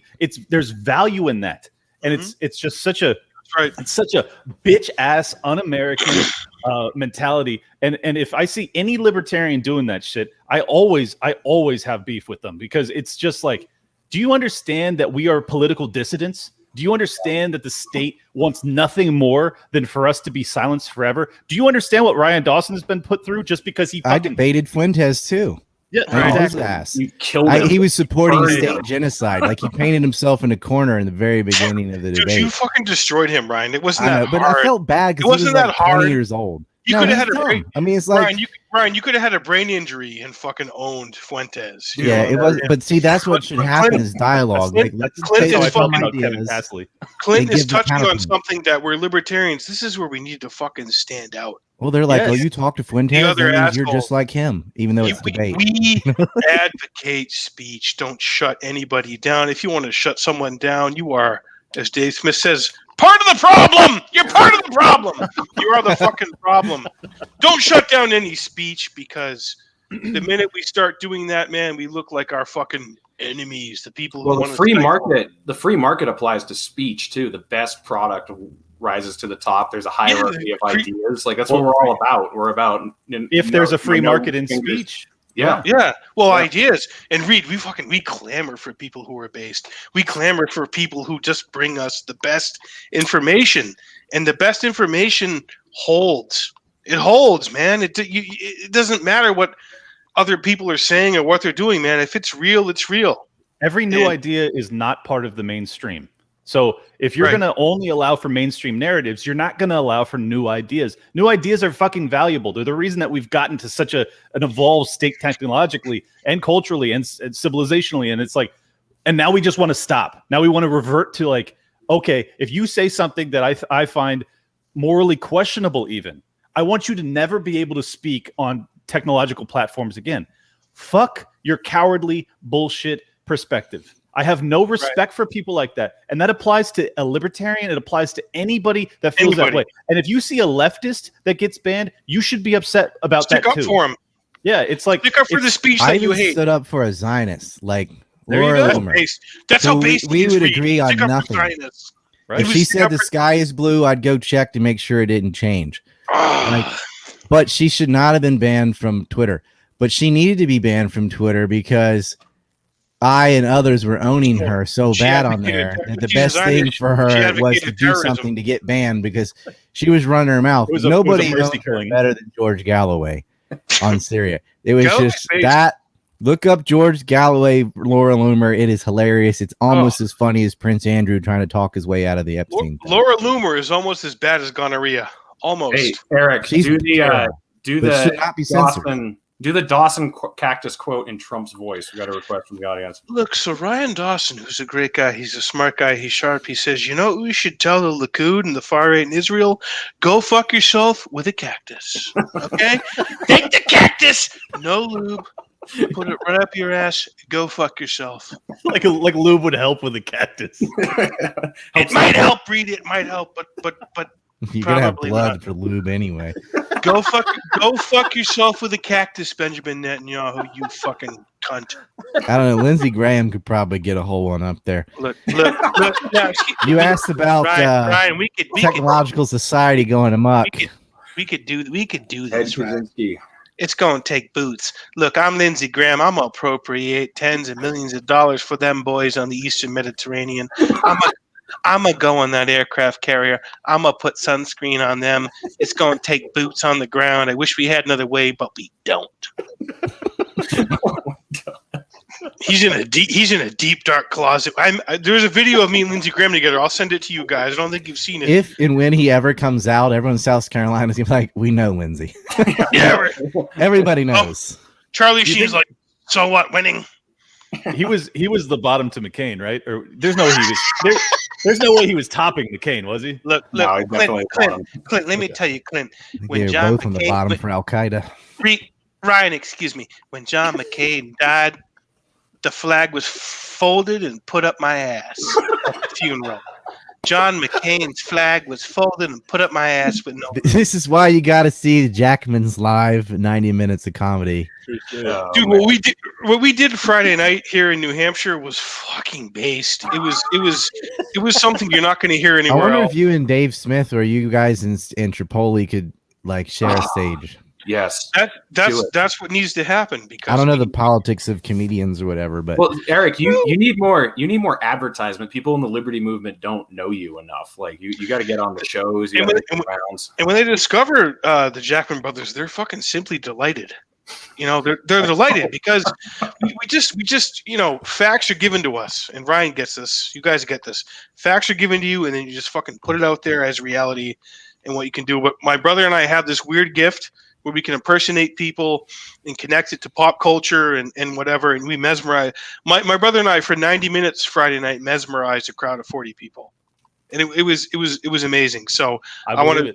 I'll send it to all you, Clint. I'll send it to you, all you guys. I want to review what we did, our special, and then give you a review, and we'll go on your shows and we'll talk about it. Because that's what's missing from the Liberty movement. Fucking sense of humor. Oh, dude, let's stop. Let's fucking stop taking ourselves. We don't take ourselves so seriously. Like, look, we know we're winning on the ideas. We got to present it in a way that's like consumable and fun and digestible, and we know how to have fun. We know what we're doing. You know, Democrats and Republicans fucking suck. Fuck them. We know we're going to beat them, but we have to be more fun than they are. So that's where I feel the Jackman. Telling the truth is funny to some people because they're so not used to hearing it. That's right, Ryan. They call me like this Bill Murray sense of humor because I'll just deadpan say things you're not supposed to say, and people are laughing and like holding themselves, and I'm just being serious. Right. I'm not trying to be funny. They're just like, oh God, he said that. Right. They're so used to being lied to that just hearing normal things like there are two genders, like common sense things that shouldn't be funny. See, it made me laugh. Become funny because they're so used to not being allowed to say it. Right. And they're like, this guy don't give a fuck. Women shouldn't. I do give a fuck. That's why men. I'm saying this stuff. I don't want to live in fucking Alice in Wonderland. I'd rather actually live in Alice in Wonderland. That's a bad example. That'd be pretty cool, but you know what I mean. Infowars.com.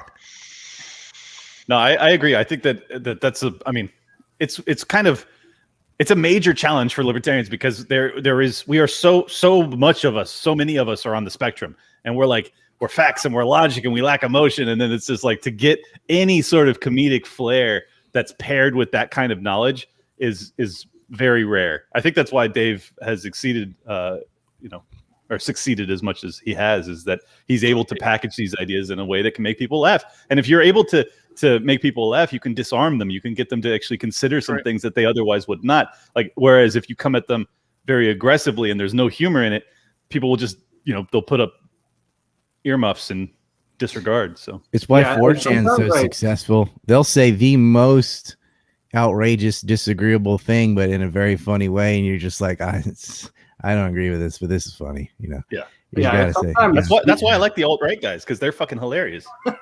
I sometimes feel like we should get rid of Twitter. I mean, it sucks because it's such a good medium to reach other two people, countries did, but it's so toxic. Like, it just makes us all look there are people who hate me and who hate Clint. Probably not Eric, because Eric's pretty chill on Twitter, and Ryan. Infowars.com. But they definitely hate the two of us, and if they watched a video of us, they'd probably love us. And Twitter just brings out like all the worst parts because it's. Well, Reed, you were talking about like in real life people who met you at Porkfest and apologized to you and said, "I'm sorry, I'm so fucking mean to you on Twitter." When I think about people on Twitter and how the shit they say, how they respond, how they react, how they create drama, I'm like, you're fucking retarded. Yeah. Like this is stupid. This is basic like human interaction 101. And most people wouldn't say that shit to your face. The only one who I think would say it to your face is Pete. Like, he's the only guy on Twitter that I think would say it in real life to your face. Otherwise, like, everyone's on there, I pretty much say the same things as I would anyway. Well, yeah, you're not on Twitter, right? Dawson might in Japan. He's out there, dude. He's an island out there in Japan. I honestly don't want to ever meet Nick Sarwark because I will say what I've said to him online to his face. And like, if it gets violent, then it gets violent, and I don't want it to. I don't want it to. Lock it down, Clint. Lock it down. Yeah, Black Lives Matter Osaka. They're saying all this shit on Twitter. How they're gonna beat me up, kill me, all this crap. So I go to the rally wearing Confederate everything and a MAGA hat. No one said shit. Like, yeah, this is real life. There's no keyboard. Did you just realize that? Like, you're there because it's the silly boy revolution. I'm like, what are you going to say now? Wait, Ryan, you showed up to you're going to say, wait till I walk away and talk behind my back. You showed up to a thing in Japan that was like a BLM. There were thousands of people at this Black Lives Matter thing. What were you wearing? What were you wearing? I had the H.K. Edgerton Confederate flag with the black Confederates on the front. Reed. Because H.K. Edgerton was the... What kind of hat were you wearing, though, Ryan? NAACP in Fayetteville in North Carolina. He's black. You had a MAGA hat on? I had a MAGA hat, and I don't even like Trump. I just knew it was going to trigger him. Reed, could you imagine? I have a YouTube video of that. I posted it on Twitter. Why did they have a Black They banned my Twitter account. Why did they have a Black Lives Matter rally? Yeah, I know. That's what I'm like. What the fuck are you talking about? We don't have police abuse on blacks in Japan. You have black people in Japan? Leftists just love to fucking cry about everything. Some Kurdish guy in Tokyo, not even in Osaka, got arrested, and he's like being a baby and like locking his legs and leaning backward, and the cops had to like drag him away. They're like, you're getting arrested because you broke the law and you're resisting arrest. And they didn't beat the shit out of him or choke him or kneel on him or nothing. They just like having a hard time bring this guy because he was like locking his legs and putting, trying to lay down, and he wasn't walking. That's all that happened. And they're like, oh my God, police abuse. They beat up a Kurdish guy. I saw the film. He's like, my arm. It's like you're in handcuffs, and your arm wouldn't hurt if you would just stand up and walk to your cell. So it was stupid as fuck. But they're all out there, and I said, I support BLM. Like, I hate the fucking police abuse and all that. I don't support Antifa. And there's always an Antifa segment embedded in Black Lives Matter. Ryan, you don't support Antifa? Are you sure? I'm not really getting that tell vibe. us. It's a terrorist organization. Wait, you think I got Kyle Rittenhouse on the fucking wall. Dude, Ryan Dawson adopted Kyle Rittenhouse, for those who don't know. Anyway, none of them had shit to say in real life, and it's like 1,000 to 1. I'm by myself. They're in their big crowd. I'm like, what are you gonna do? You're gonna do nothing. That's the biggest bunch of pussies, and it was all like foreign English teachers and some of their girlfriends, whatever. Ryan, would you say there was a lot of levels of Black Lives Matter. Like, nobody disagrees with you. No one's saying Black lives don't matter. What the fuck are you on about? Eric, I sent you that tweet the Mises Caucus put out that Kyle Rittenhouse did nothing wrong. I don't know if you saw that. That'll get you banned on Twitter if you say Rittenhouse did nothing wrong. Was that today? Mises Caucus said that like 3 days ago in a reply to something I said, because we were getting into this big gun thing. And I was saying, if we had more Kyle Rittenhouses, then the Second Amendment would actually mean something around here. And they quote tweeted it and said Kyle Rittenhouse did nothing wrong. They were burning Kenosha until he shot 3 of those communist pedophiles. Let me tell you guys. No, hold on, Joseph Ryan. Rosenbaum, the first guy, the ginger that grabbed his gun and got shot in the balls, went to jail for 13 years for raping 5-year-old twin boys. He's a communist pedophile. A communist pedophile felon that got shot in the groin, and he died doing what he loved, chasing a minor, because he was 17 years old.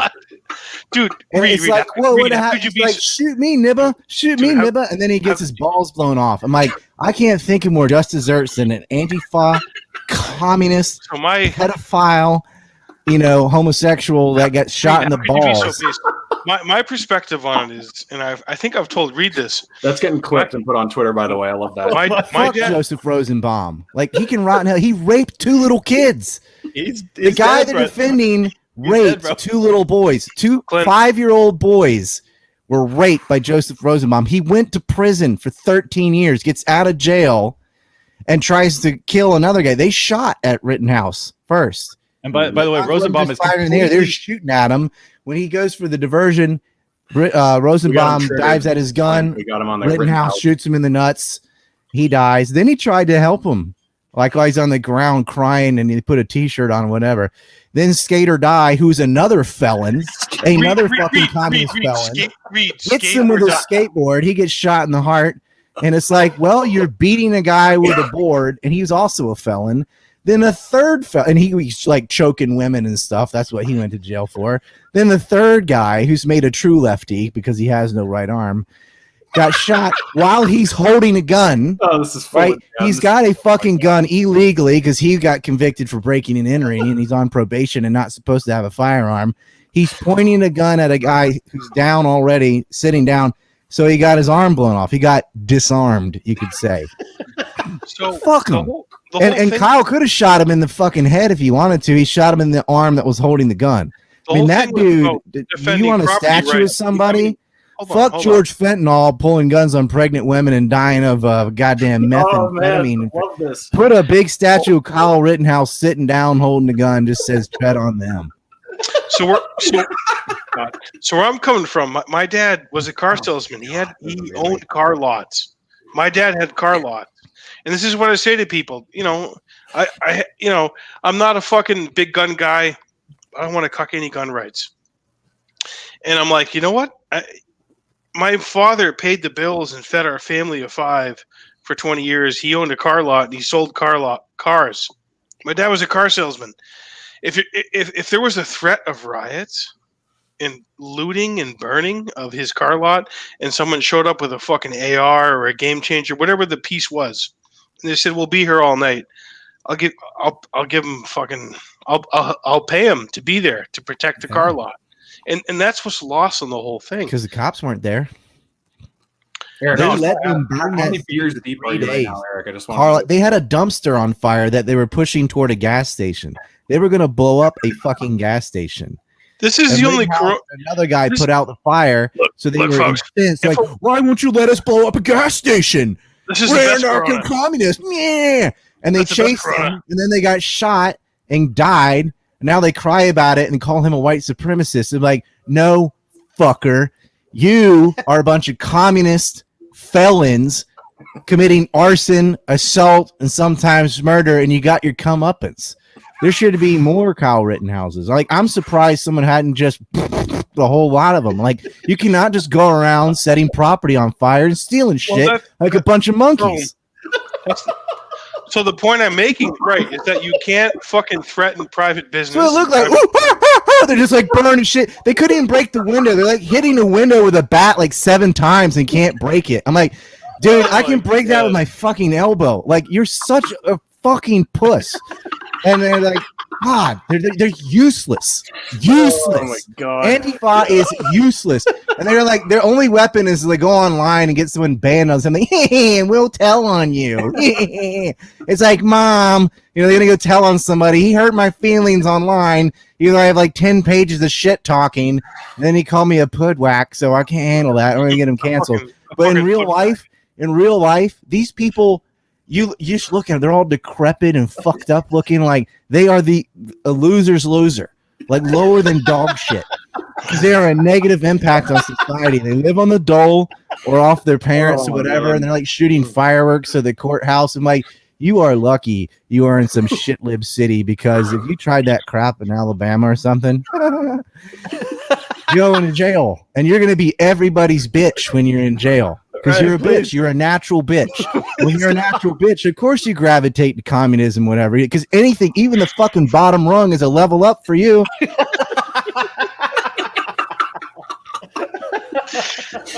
I'm glad you think this is funny, but this is just facts. I know. We need Ryan on the comedy. The psychology of modern leftists in the manifesto. I think Ryan's the fucking comedian. It's not me. Oh yeah, I know. He's kind of showing you up tonight.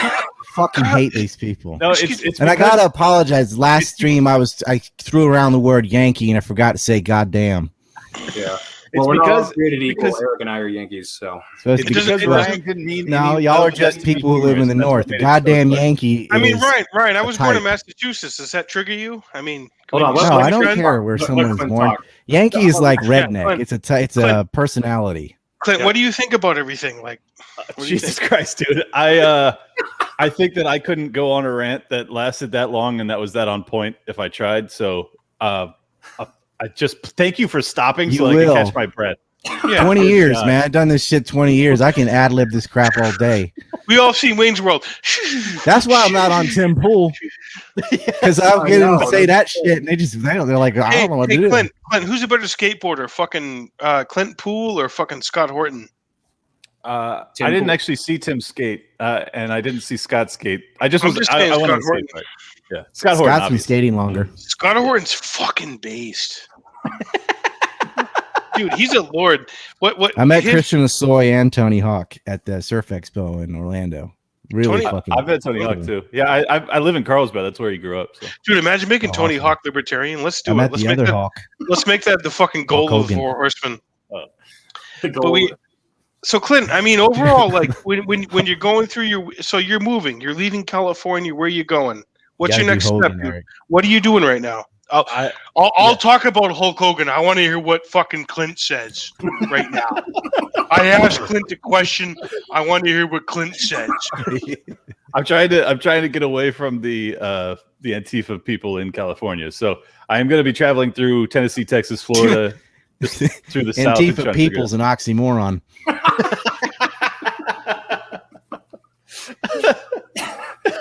They deserve ridicule. They're protected. I'm like, I'm banning everything anyway. What's your strategy? I've heard you talk about like a studio, like you're in Florida.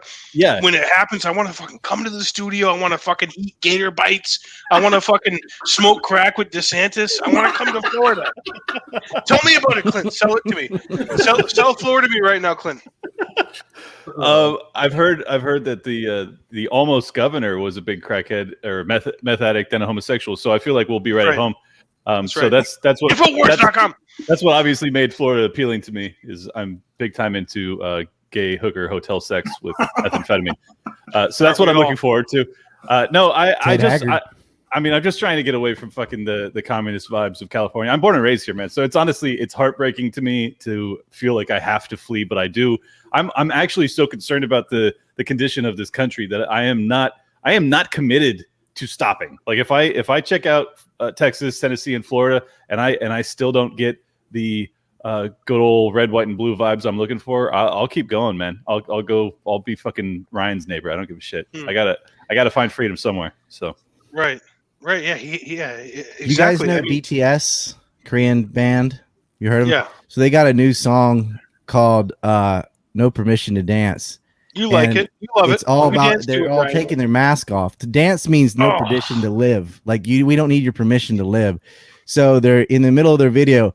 They have all this like cowboy, rustic, independent like garb, like the American West or South perhaps, and they're all dressed like that and all ripping their mask off. It's all walks of life ripping their mask off. So fucking props to South Korea for putting that out there. That's amazing. Listen, like take off your fucking mask. No, but they do it in such a boy bandy way that it's acceptable to the sensitive virgin ears of these leftist plebs that are like, well, BTS said it. I want to hear. Now it's cool. Wait, Clint, what do you think about Greater Idaho, Clint? Is that something promising, or do you think it's just too removed? I'm born and raised SoCal. Like if I have any snow, I'm in trouble. Oh yeah, you're fucked. You can't even come to Utah. Don't come to New Hampshire. No, that everyone wants me to move to New Hampshire, and I'm like, unless global warming is going to really like get going, I don't know if I can fuck with New Hampshire either, to be honest. So 20 below. I think you could. You a hockey player? No. Okay, all right. Don't go to Florida. Go to Florida. Don't come to New Hampshire.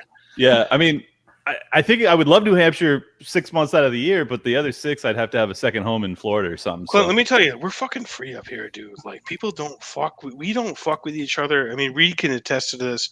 We don't fuck with each other. It's nice. I like that. It's free. You want an anarchist utopia? Go to Hatteras Island. Ooh, where I'm from. Where's that at? North Carolina. Yeah, exactly. It's part of North Carolina, sort of. But he's the son of Dixie. He's the son of Southern nobility. Ryan, why don't we just go start our own country on Ocracoke Island? You could, dude. Ocracoke would love it. They love it. This is awesome. This place, you been there? Oh yeah, I used to go there once a year. Yeah. I might buy an island. Yeah. Seriously. I'm from the island. Don't buy Epstein's. Don't buy Epstein's Island. Infowars.com. Don't buy Epstein's Island. It's great beaches, and it's just you don't have shit libs down there because it's too hard to live. We don't have the mini malls and Starbucks and stuff, and they can't survive without that. So they just don't live there. Yeah, fuck the free state. We don't have franchises except for Food Lion. We have one Food Lion. We never joined them, Breed. Yeah, that's where Blackbeard died too. He got killed right off there. It's my ancestor. Blackbeard is. Yeah. Oh yeah, yeah. No, I met the. Like put gunpowder and rum and set it on fire. He'd set his beard on fire and chase people. Of course, Ryan Dawson is related to Blackbeard. I mean, why wouldn't he be? Like, that's so obvious. I don't know why I never thought you wrote a great Blackbeard book was Robert E. Lee, not the general, like someone else with the name Robert E. Lee is a historian, and he wrote a great book about Blackbeard. I met him buried in the Bahamas. Now he's thrown right off the ship right there off of. They cut his head off. Oh, then it must have been a different pirate. But I've met his first mate's like great grandson or whatever. His real hands there. Yeah, I think he shot him in the leg or cheating in poker. Yeah. So Ryan's excluded from this, but I got a text. Starting with you, Reed, then Clint. If you had to live in another country outside of the United States, where would you live and why? Reed. Oh man, other country.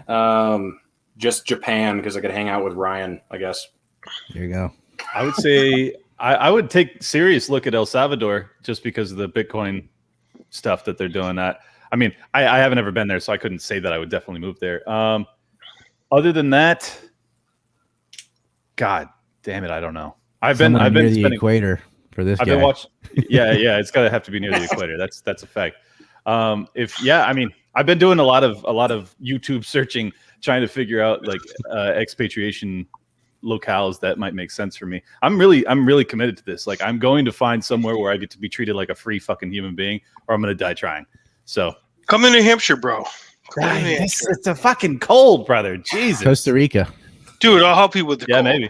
They don't even have a standing army. You'll help me with the cold? Eric, did you just offer sex? Yeah, we're going to... I'll help you with the cold. Look, my father was from Canada. For me, I'd move to Newfoundland to a fishing village where they play hockey. He didn't give you vodka. That's what he meant. With the cold. Newfoundland, where the Titanic, off the coast where the Titanic sank, where my father was born 66 years ago yesterday. Drink beer, play hockey, don't fuck with anybody, fish, eat scallops, and live their lives and be based. Canadians are fucking under the radar, man. They're under the radar. They're so far under the radar, their government's running over them. I dropped that Unabomber thing, and it landed perfectly in the middle of the Confederate flag. I think it's an omen. It looks so good. So, Clint, do you choose liberty or warmth if you have to choose? You have like, you've got communism, or you can move to New Hampshire. No, I would choose liberty if I had to. But That's a true libertarian right there. Yeah, I still feel like there's a chance I can find liberty and warmth. I have to believe that there are some options that remain. What do you guys think? Is Florida just a fucking pipe dream?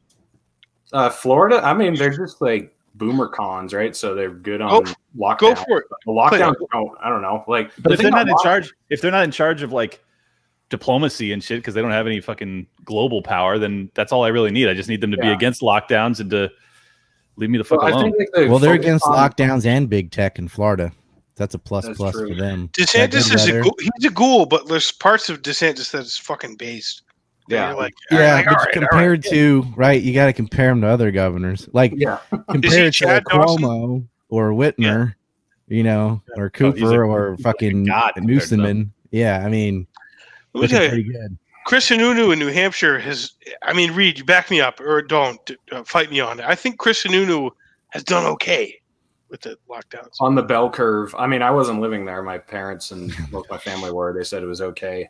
And I'm alive, and your parents are alive. Can you believe that all of the U.S. governors are still alive? Isn't that incredible? I love this type of talk. Mississippi's been well against all that stuff, and that's a warm place too. What's that? Mississippi, warm, against lockdowns, against big tech. That'd be a nice one, and not expensive. Is their governor still alive though? Yeah, Haley Barbour. Is Haley Barbour alive, Ryan? All of them, all the governors are alive, despite the coup. It hasn't taken out any major leaders yet. Yeah, except for all these African leaders that were against the coup that suddenly disappeared in 2020, 2021. Jab, actually. Yeah, everybody against against the jab got suddenly died. Something mysterious. Weird. You got Nigeria and Uganda both banned Twitter, which is base. That's 37 million people, whatever, said we're just not going to do it. Can you tell me what happened in Haiti, Ryan? I'll tell you when not on this. Oh shit! Give us as close as a version as you can. Just try it. Not Israel, but the other country that you can't talk about, like number 2. Yeah, went and got him. The one that John Cena was kowtowing to. No way. Yeah. Oh, that's interesting. It is. It's an interesting story, but I know where the lines are. Okay. I'm learning. It's not my channel, or I would say it anyway. Yeah, I do appreciate it. Yeah. I did not know that Ryan had a limiter. I thought he just said whatever. Yeah, well, If it's someone else's show, I do. Like when I'm on Atwood talking about Epstein, I know where to stop. You know, if you see me on RT or Press TV, I can do like the the professional news guy. Yeah. Whenever I'm feeling down, I'm just gonna like call Ryan and ask him what he thinks about Antifa, and it's gonna cheer me right up. Yeah. Good Lord, that made me so happy. That was pretty amazing. You gotta get the chapter in this book on them, or get the audiobook because you can listen to that. People are like, I just skipped that chapter and listen to that all day. I have a kind of serious question for you, Ryan. Given how you've been labeled all the worst things under the sun, does it? I found it interesting that you were willing to. No one called me a redhead yet. Well, you do look. Oh wait, they're not under the sun. Actually, someone in the chat did say that. I'll try to find it, but but you said under the sun. Yeah, they've never been under the sun. That's a great point. Sunlight actually bends around them. It can't like touch the darkness. No, hey, seriously, the fact that you were willing to label Antifa terrorists surprised me. Are you using that in the technical governmental labeling? Like, would you like to see them using fear to coerce the public? Right? I mean, court cases. I think they're technically. I could agree with you that they're terrorists. I'm just surprised that you would use that, given that they would probably say the same thing about us. They can say that, but it doesn't fit reality. They're terrorists because they're committing acts of violence randomly on the public. I know, but would you want the government to label them that? I'm just curious. The government's not going to label them because they're hand in glove with them. They wouldn't act that way if they didn't have government support. No way. They wouldn't have the balls. They know the DAs and all are not going to prosecute them. They know they can get away with it. That's why they behave that way. That's why they don't behave that way in areas where they don't have government favoritism. True. The state it's always the state. The state enables this proxy force. They could not and would not behave that way if A, they're in a state that would actually enforce the law, or B, there are more Rittenhouses that say, you ain't doing that here. Yeah. Is this the new version? Yeah. Okay. No. I was gonna read something. Oh wait, so Ryan, if you could get rid of all neocons or all of Antifa, which one would you choose? Neocons. Okay, yeah, I agree with that. They killed so many people. Yeah, they're way better at killing people. Their efficiency of eradicating life. Oh, you could get rid of Antifa just by stop selling soy for a month.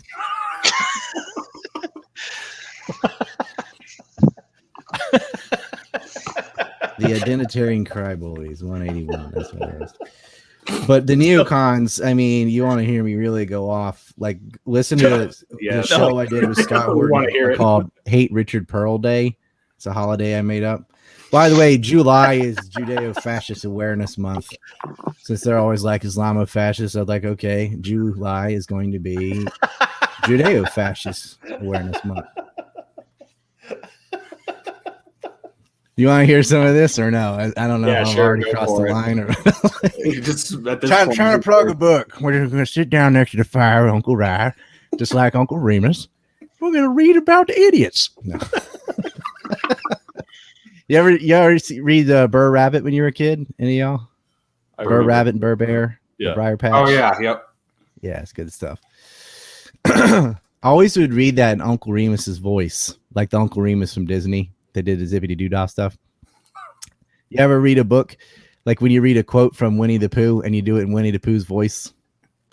Well, that happened to me with David Cole's book. Unfortunately, I had his voice in my head through the whole book. It was very hard to read. Eric, can you do a Winnie the Pooh? Infowars.com. I don't have a Winnie the Pooh impression, but he didn't have any children yet, so he's not watching Winnie the Pooh for a long time, probably. It's basically Elizabeth Warren. Can you do Elizabeth Warren? That's pretty close to Winnie the Pooh. I'm gonna fight. Xi Jinping. She's like, I'm gonna fight. I trolled Pocahontas. I showed up to her rally with 1,000 people. Trump called her Pocahontas. Hey, we got a name for those people. They're called pretendians. The thing is, Reed, he's actually Native American. That's the thing that a lot of people don't realize about him. He's No, not Dawson. orange. He's native. Yeah. Yeah, he's actually Ryan Dawson's like actually Native American. Right now. Yeah, Oh, I he's thought you meant right. Trump. 24. Yeah. Yeah, well, no, Yeah, excuse me. I'm German, I orange. I'm so orange. Okay, March Madness can't hold me. I'm the most orange thing you've ever seen. Ryan Dawson's native. He's so native. It's unbelievable how native he is. Okay, it'll make your head spin. But I met Pocahontas, and I trolled her. I had my Tulsi pin on, and I took a picture with her. She's like, I'm posing for selfies. She sucks, dude. Liz Warren fucking sucks. She's just got no. What do you call her, Eric? What's her nickname other than Pocahontas? Liawatha. That's Grandma Oatmeal. That's Grandma Oatmeal. Yeah. Grandma. Yeah. My spreading bowl. That's the other. Hiawatha, like Hiawatha. Yeah. That's right, Dawson and Jason. There's spreading bowl instead of sitting bowl. Spreading. Jason Burmers came up, told me the Grandma Oatmeal nickname. Mm-hmm. He's like Grandma Oatmeal, and where I live here in New Hampshire, they all came to my street. Bernie Sanders, Liz Warren, Tulsi, Buttigieg. I fucking met Buttigieg. Wait till I put those pictures out. I don't think anyone has seen that. And Dawson, you probably know about this. I tried to get Buttigieg on my show, and I said, dude, I want to hear what you did with Kabul Bank when you were over in Afghanistan, Bank of Kabul. And he like fucking froze. He froze. He was like, "Oh my God, no one's ever asked me about that. Get me the fuck away. Get me the fuck away from the Jackman brothers." I think Elizabeth Warren might be the most transparently pandering, bullshitting, dangerous politician that exists. I mean, she's a horror story of a human being. Like, I'm really concerned about that lady. If she ever gets any serious power, like, we're in trouble. There's no She's joke horrible. there. I'm just horrified. No, She's Indian because she has high cheekbones. She literally said that. She's like, I have high cheekbones. My grandmother said I have high cheekbones. Like Europeans never have high cheekbones. And she doesn't have high cheekbones. Like, I'm looking at you. Yeah, she says she's Indian. I'm like, you have blue eyes.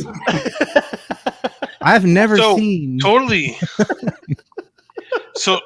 unrelated from everything. What are we watching on Netflix, guys? Clint, what are you watching right now for fucking unrelated bullshit Soma? What are you watching? What's your escape? I really like the one on Amazon Prime, the Tomorrow War with Chris Pratt. I enjoyed the shit out of that. So I like Chris Pratt. Yeah, he's cool. He's a cool guy. Yeah. I just watched Liberty Lockdown and the ANC report. Four Horsemen. Those are good choices. Yeah. You ever rewatch Four Horsemen even though you're on it? Oh yeah, I listened to it the day after. Just dude, I'm not taking all of it in as it's happening because you got to, you don't fully absorb it. You got. I couldn't hear during half of Ryan's rant because I was laughing so hard my ears shut off. I'm gonna clip that. Okay, so the first time I got banned off of AOL, America Online, I had this thing called Rise Rants, and I would just pick something like the medical industrial complex, the MIC, like the fact that why do we advertise prescription drugs, stuff like that, whatever. And it was just called Rise Rants, and I would just sit there and monologue on how dumb something is. That's all I did, and that got banned. Dude.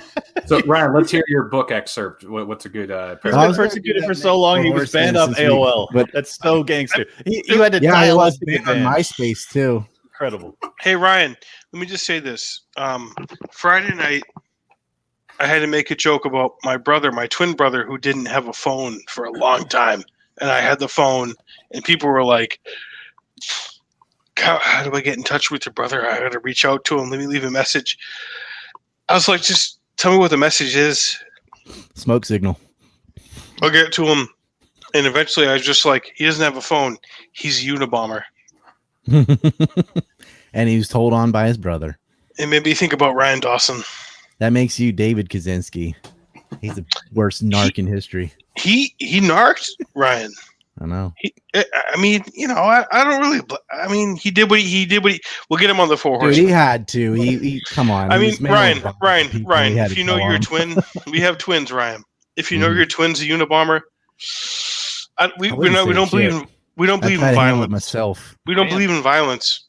Shout out P1 Dizzy. Shout out P1 Dizzy just dropped $100. Thank you. Infowars.com. All nines. I know that's one of Ryan's guys. So, Ryan, give us your book excerpt. That's one of the ladies, one of the ANC ladies. Oh, I didn't plug the calendar quote is I got to read it because it's Ron Paul this month. It says, I am convinced there are more threats to American liberty within the 10-mile radius of my office on Capitol Hill than there are in the rest of the globe. Ron Paul. Hell yes. Base God. We're going to do a Ron Paul chant before we end reading. Yeah. Let's hear it, Ryan. What do you got? Dude, I wish he'd go in WWE. Trump did. All right, so I'm just like, this is the opening of the rise of Trump and the identitarian crybabies, and the quote is, reality is sexist. Let's live in pretend land where feelings trump biology, and if you don't agree, then you're a Nazi. Out-group directed moral outrage can be elicited in response to perceived threats to the in-group's moral status. A study by 2 university psychology professors confirms this hypothesis, and I have a long footnote, and it says, this is a problem with collectivists. The social justice warrior identifies themselves as a category rather than an individual. As such, they also blame acts done by individuals, states, or institutions, not on the ones responsible or their ideologies, but on the categorical biological makeup of the participants. A sense of guilt when it is their own category is one source for virtue signaling. The alt-right has a similar origin of their own identitarian psychology. They too see themselves as a biological category.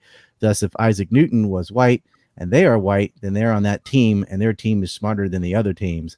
How about Newton is smarter than most of us because we didn't do jack shit? Exceptional individuals also arise out of particular economic system. Would we have noticed the talents of an expert pianist like Mozart if the piano did not exist first? How many writers would have never been were it not for the simple invention of eyeglasses? So I go on and make this argument about the reason there's a disproportionate number in a certain time period of scientific prowess invention in Europe is because of free markets, not because of whiteness. And that's true everywhere. You've had a scientific boom, whether it was in Persia, Japan, Mesopotamia, Egypt, etc., the ancient Greeks. Free market systems always are conducive to progress, both in invention, science, philosophy, thrive where you have free speech and free markets. And when you don't have it. And it doesn't matter what the people look like or, how homogenous they are, or whatever is irrelevant. And then the most starking example is North and South Korea. They're all Korean, 100%. They're more Korean in North Korea than they are in the South, actually. And you couldn't be any more different. It's the system that matters, not the biological category. And you get these racist arguments from the right that try to attribute success to race. And you get these dumb arguments on the left that try to attribute tragedy to race. So they blame slavery and genocide and stuff on whiteness rather than states. And the other side tries to say, oh, well, look at all the airplanes and cars and stuff or whatever are made by the whites. They're like, no, they're made by free markets. So, and it's more serious, but then I do go on a long rant of how I feel about Antifa in that chapter, which I think y'all probably we got a little taste of tonight. Probably get out of breath reading. But that's why I might get the audiobook because I can't read with headphones on because I can't hear myself. Should have taken them out when I did that. But Ryan, the audiobook's good. It's on the website. It's like $18 or something. Same as like you get it instantly. You can buy a hardcover book, but I think you can maximize your time. Like if you travel, like most people, listen to that in your car or train or whatever. Before we go, I wanted to ask because Reed and I went back and forth on this topic. I'm curious what you guys think.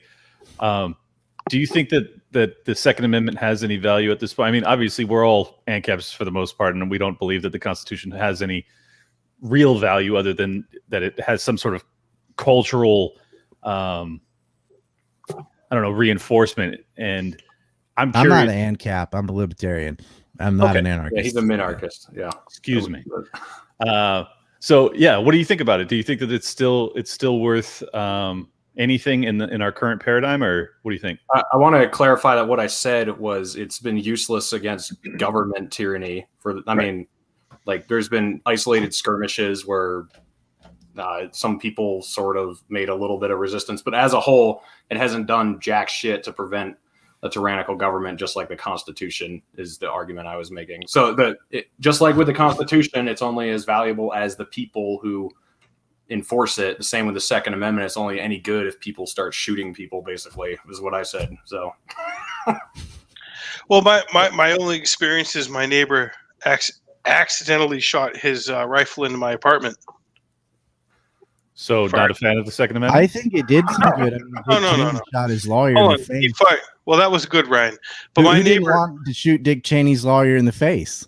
We all did. That's the best thing Cheney ever did. It's a contract. You know, the Constitution, all that. It's the aim. Like, here's our stated purpose, but it's up to us to maintain that.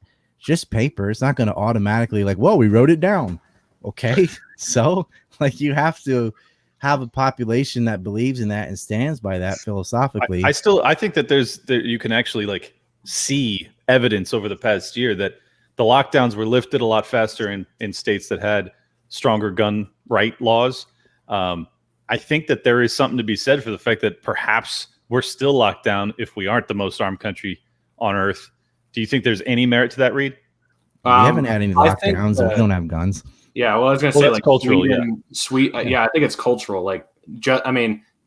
Texas owns more guns, but I think they're also sicker of lockdowns more quickly than people in California were or New York. Clint, it's a weird correlation there. Yeah. What would you have done, Clint, if your neighbor shot AR into your room, your bedroom? What would I have done? Yeah, I would defend myself. Duck? I mean, how? With what he's asking is, so he had someone shoot into his apartment and then he called the cops on them afterwards. So you're asking if I would call the cops or not? Well, all right. So my neighbor accidentally shot his AR into my apartment. And dude, I'm 2A. I'm not a gun cock. I don't want to take anyone's rights. Yeah. But this happened to me the last year. It was fucked up, dude. We talked about it in our comedy show on Friday. I mean, what do you think about that, Clint? What would you have done if you were in an apartment and your asshole, stupid, retarded neighbor fired his AR into your apartment? I mean, I would probably approach him and I would be armed to make sure that this wasn't intentional. It sounds as if it was an accident. Is that correct? That's right. We still got to go in his room and shoot everything in there. Not people, but all his stuff. Just with a shotgun and just bam, bam. You can't you could have killed him. He could have killed you. I accidentally shot a fucking semi-automatic weapon in your room. He had 2 young kids in his own place. Well, you got to take them out too, just to be safe. My first thing was I was like, dude, you could have killed your kids. Forget about me, my brother, and I. Take all the bullets away. And so, I mean, Reed knows the context of this. It's like if you allow his kids to live, they will grow up to be your mortal enemies. You have to wipe the entire bloodline. Human shields. Israeli? No. You have to wipe the entire bloodline just to. No, that's a difficult situation. It's the only way to stop blowback. Hold on, guys. Pull it all aside, whatever it is. I'm not a gun cock. I don't want to take anybody's guns. My father grew up on the hood. You know Whitey Bulger, the mobster in Boston? Yeah. My father grew up in South Boston and Dorchester, dealing with the mob and Whitey Bulger. Guns is not like a fucking weird, scary thing to me. I don't own them. I'm not into them. But I don't want to cuck anybody's rights. I don't want to take Second Amendment rights away. But this motherfucker was so retarded and so stupid. He fired an AR, I don't even know what caliber it was. It was a rifle into my apartment. What's my recourse? I mean, if you lived in the South, you wouldn't have a neighbor. There'd be land between you and him. Yeah, I mean, you have to. He started the war. You end it. You got to take out the entire family, man. It's just the only way. No, I mean, there need to be consequences. Guys, I'm saying something that became reality for me that I had no part in starting. I know. I think he should be prosecuted for that. Yeah. So the police. So this is I told Reed knows the story. This is the first time in my whole life I ever called the police. Is there a mom, or is he watching the kids by himself? There's a mom, but it doesn't really matter because the kids are gone after this. So I mean, so not NAP, not aggression principle. I never aggressed against him. No, he aggressed upon you. A bullet came into my apartment, Clint. Yeah, I know, dude. Okay, so dude, I'm not a gun grabber. I'm not a cunt. Like, what's my recourse? He violated the non-aggression principle. You have full right to defend yourself up until. Well, I'm not going to shoot. I'm not going to fucking shoot at like the next department. I'm not advocating for that. I'm saying I would approach him and I would have been armed because I don't know if it was intentional or not. So I would have to go out there and make sure that it was an accident, and then we could talk it out. If it was obvious an accident, he's crying and he's like, "Oh, I'll pay to fix everything," and then I'll just be like, "Hey, you owe me. Maybe I get to hold on to this gun for the next couple of years, huh, bud? What do you think?" What did he say? I accidentally shot. Like, how does that happen?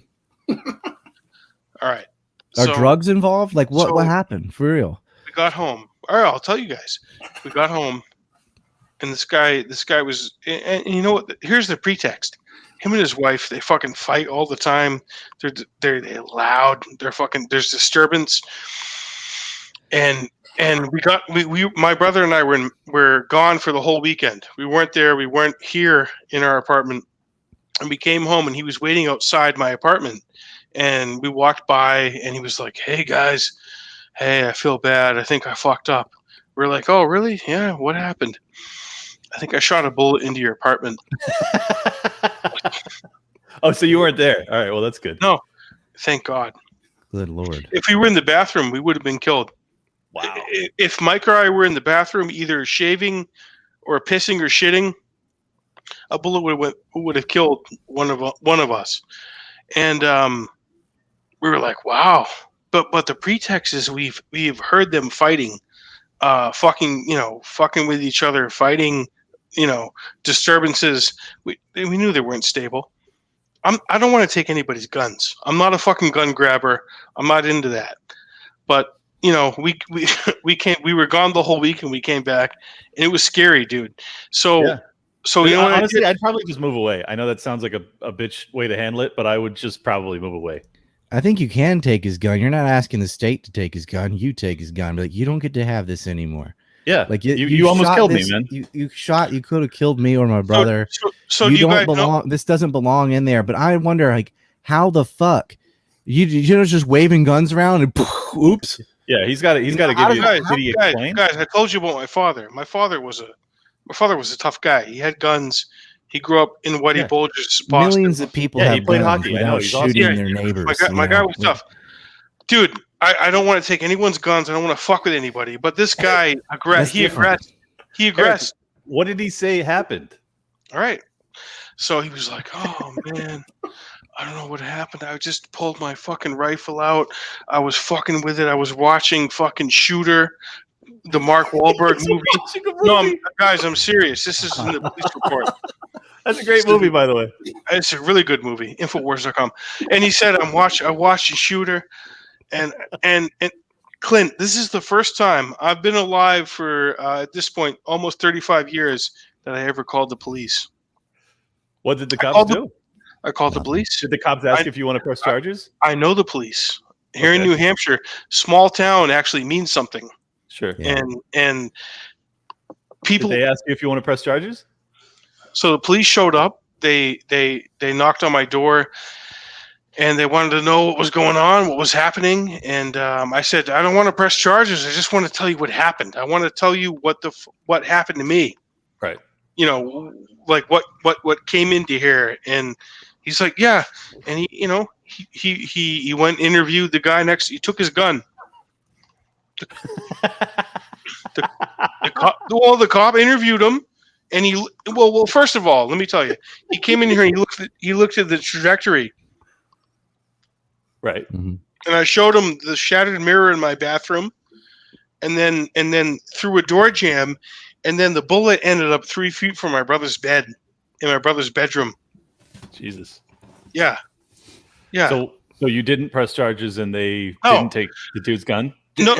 Tell them what happened. You got to just tell them what happened. So. All right, I didn't press charges. I said, do what you're going to do. So they took his fucking guns, and he has to deal with the courts to get his gun back. But it's like nothing that my brother and I did, and we're not gun grabbers. We're not fucking. You didn't I do don't think you anything did wrong, anything wrong, man. I didn't do anything. I didn't do anything wrong. But so I'm libertarian. Other I than believe leaving his kids libertarian alive, that was a principle. mistake. What's that? This is YouTube. You can't even joke about that. Really? No. Oh, damn it! It's But look, too I'm late. not a cuck with guns, man. My dad had guns. My uncles had guns. Those guys were tough. But like, I don't want to take anybody's guns. But this fucking cunt shot into my apartment. Yeah, I get it. What Dude. do we That do? would Like, be, as You're good, libertarians, what Eric. do You're good. recourse? You're good. You're good. Don't worry. You're good. You're on the right Well, side. I mean, my recourse. I already told you what I would have done, man. I can't say it again without getting us banned. So Yeah. Well, the response is not firing back. I know. No, what you did is what you should have done. Yeah. You didn't know the cop was going to take his gun or not, but someone that irresponsible should not have any kind of weapon. It shouldn't even have a fucking butter knife. Like somebody that stupid, I was watching Shooter hold my loaded AR-15 with the safety off, and I ended up shooting in my neighbor's house. Like, dude, that you could have killed your own kid. Like, you don't. This does not belong here. or your wife who you hate. That's I mean, what- which could have been- The whole thing, he's like, I know they're not home. I'm going to shoot a bullet into there to That's the show point. that I accidentally do this, and next one's going to be my wife. You know, like, That's the whole point I made. I don't want to are grab it. these redheads? No, they're gone. Thank God. They're Are gone. they Zionists? Oh, Eric? yeah. Are they Zionists? Or Infowars.com. all right, guys, we're over 2 hours, so we'll do. Dude, one of the Jackmans could have been shot by a crazy neighbor because he's all watching a fucking movie with his gun. We Like, could have been dude, killed. that's just a Darwin Award. Eric, give us an Alex Jones All right, an folks, Alex Jones impersonation about gun rights, and then give us your plugs, and then we'll just go around and end the folks, show. having Clint from Liberty Lockdown tonight was a fucking absolute honor, folks. We are coming up on 2.5 hours. We are holding the elites feet to the fire, folks. We don't want to focus on fracture and division in the Libertarian Party. We want to focus on liberty, folks, okay? I don't care how many beans you've eaten. I don't care how much fucking the New World is fuck with you. Infowars.com. Ryan Dawson is out in Japan, okay, folks? He's out there right now doing his thing, and we're doing our best. We're bringing liberty to the masses. Some fucking asshole shot into my apartment. I don't want to grab any guns. Infowars.com. It was the All right, Tricoms. Give us your plugs, Eric. Where can people follow you? Jackman Radio on all social media. Critical discussion, like just being able to like have different trains of thought is unbelievable. And I think we're one of the only fucking things that are doing this. So Instagram, Twitter, Facebook, YouTube, subscribe. Come say hi to me, Jackman Radio. Senator Jackman on Instagram. Sounds good. I am at Liberty Lockpot on Twitter, Liberty Lockdown on Spotify, iTunes, YouTube, everywhere else. Make sure you subscribe. I am blizzoing up, and I really appreciate you guys having me on. The Four Horsemen is must-see TV, so I to get to sit here, front row for it, to just die laughing was tremendous. Thank you very much. And Ryan.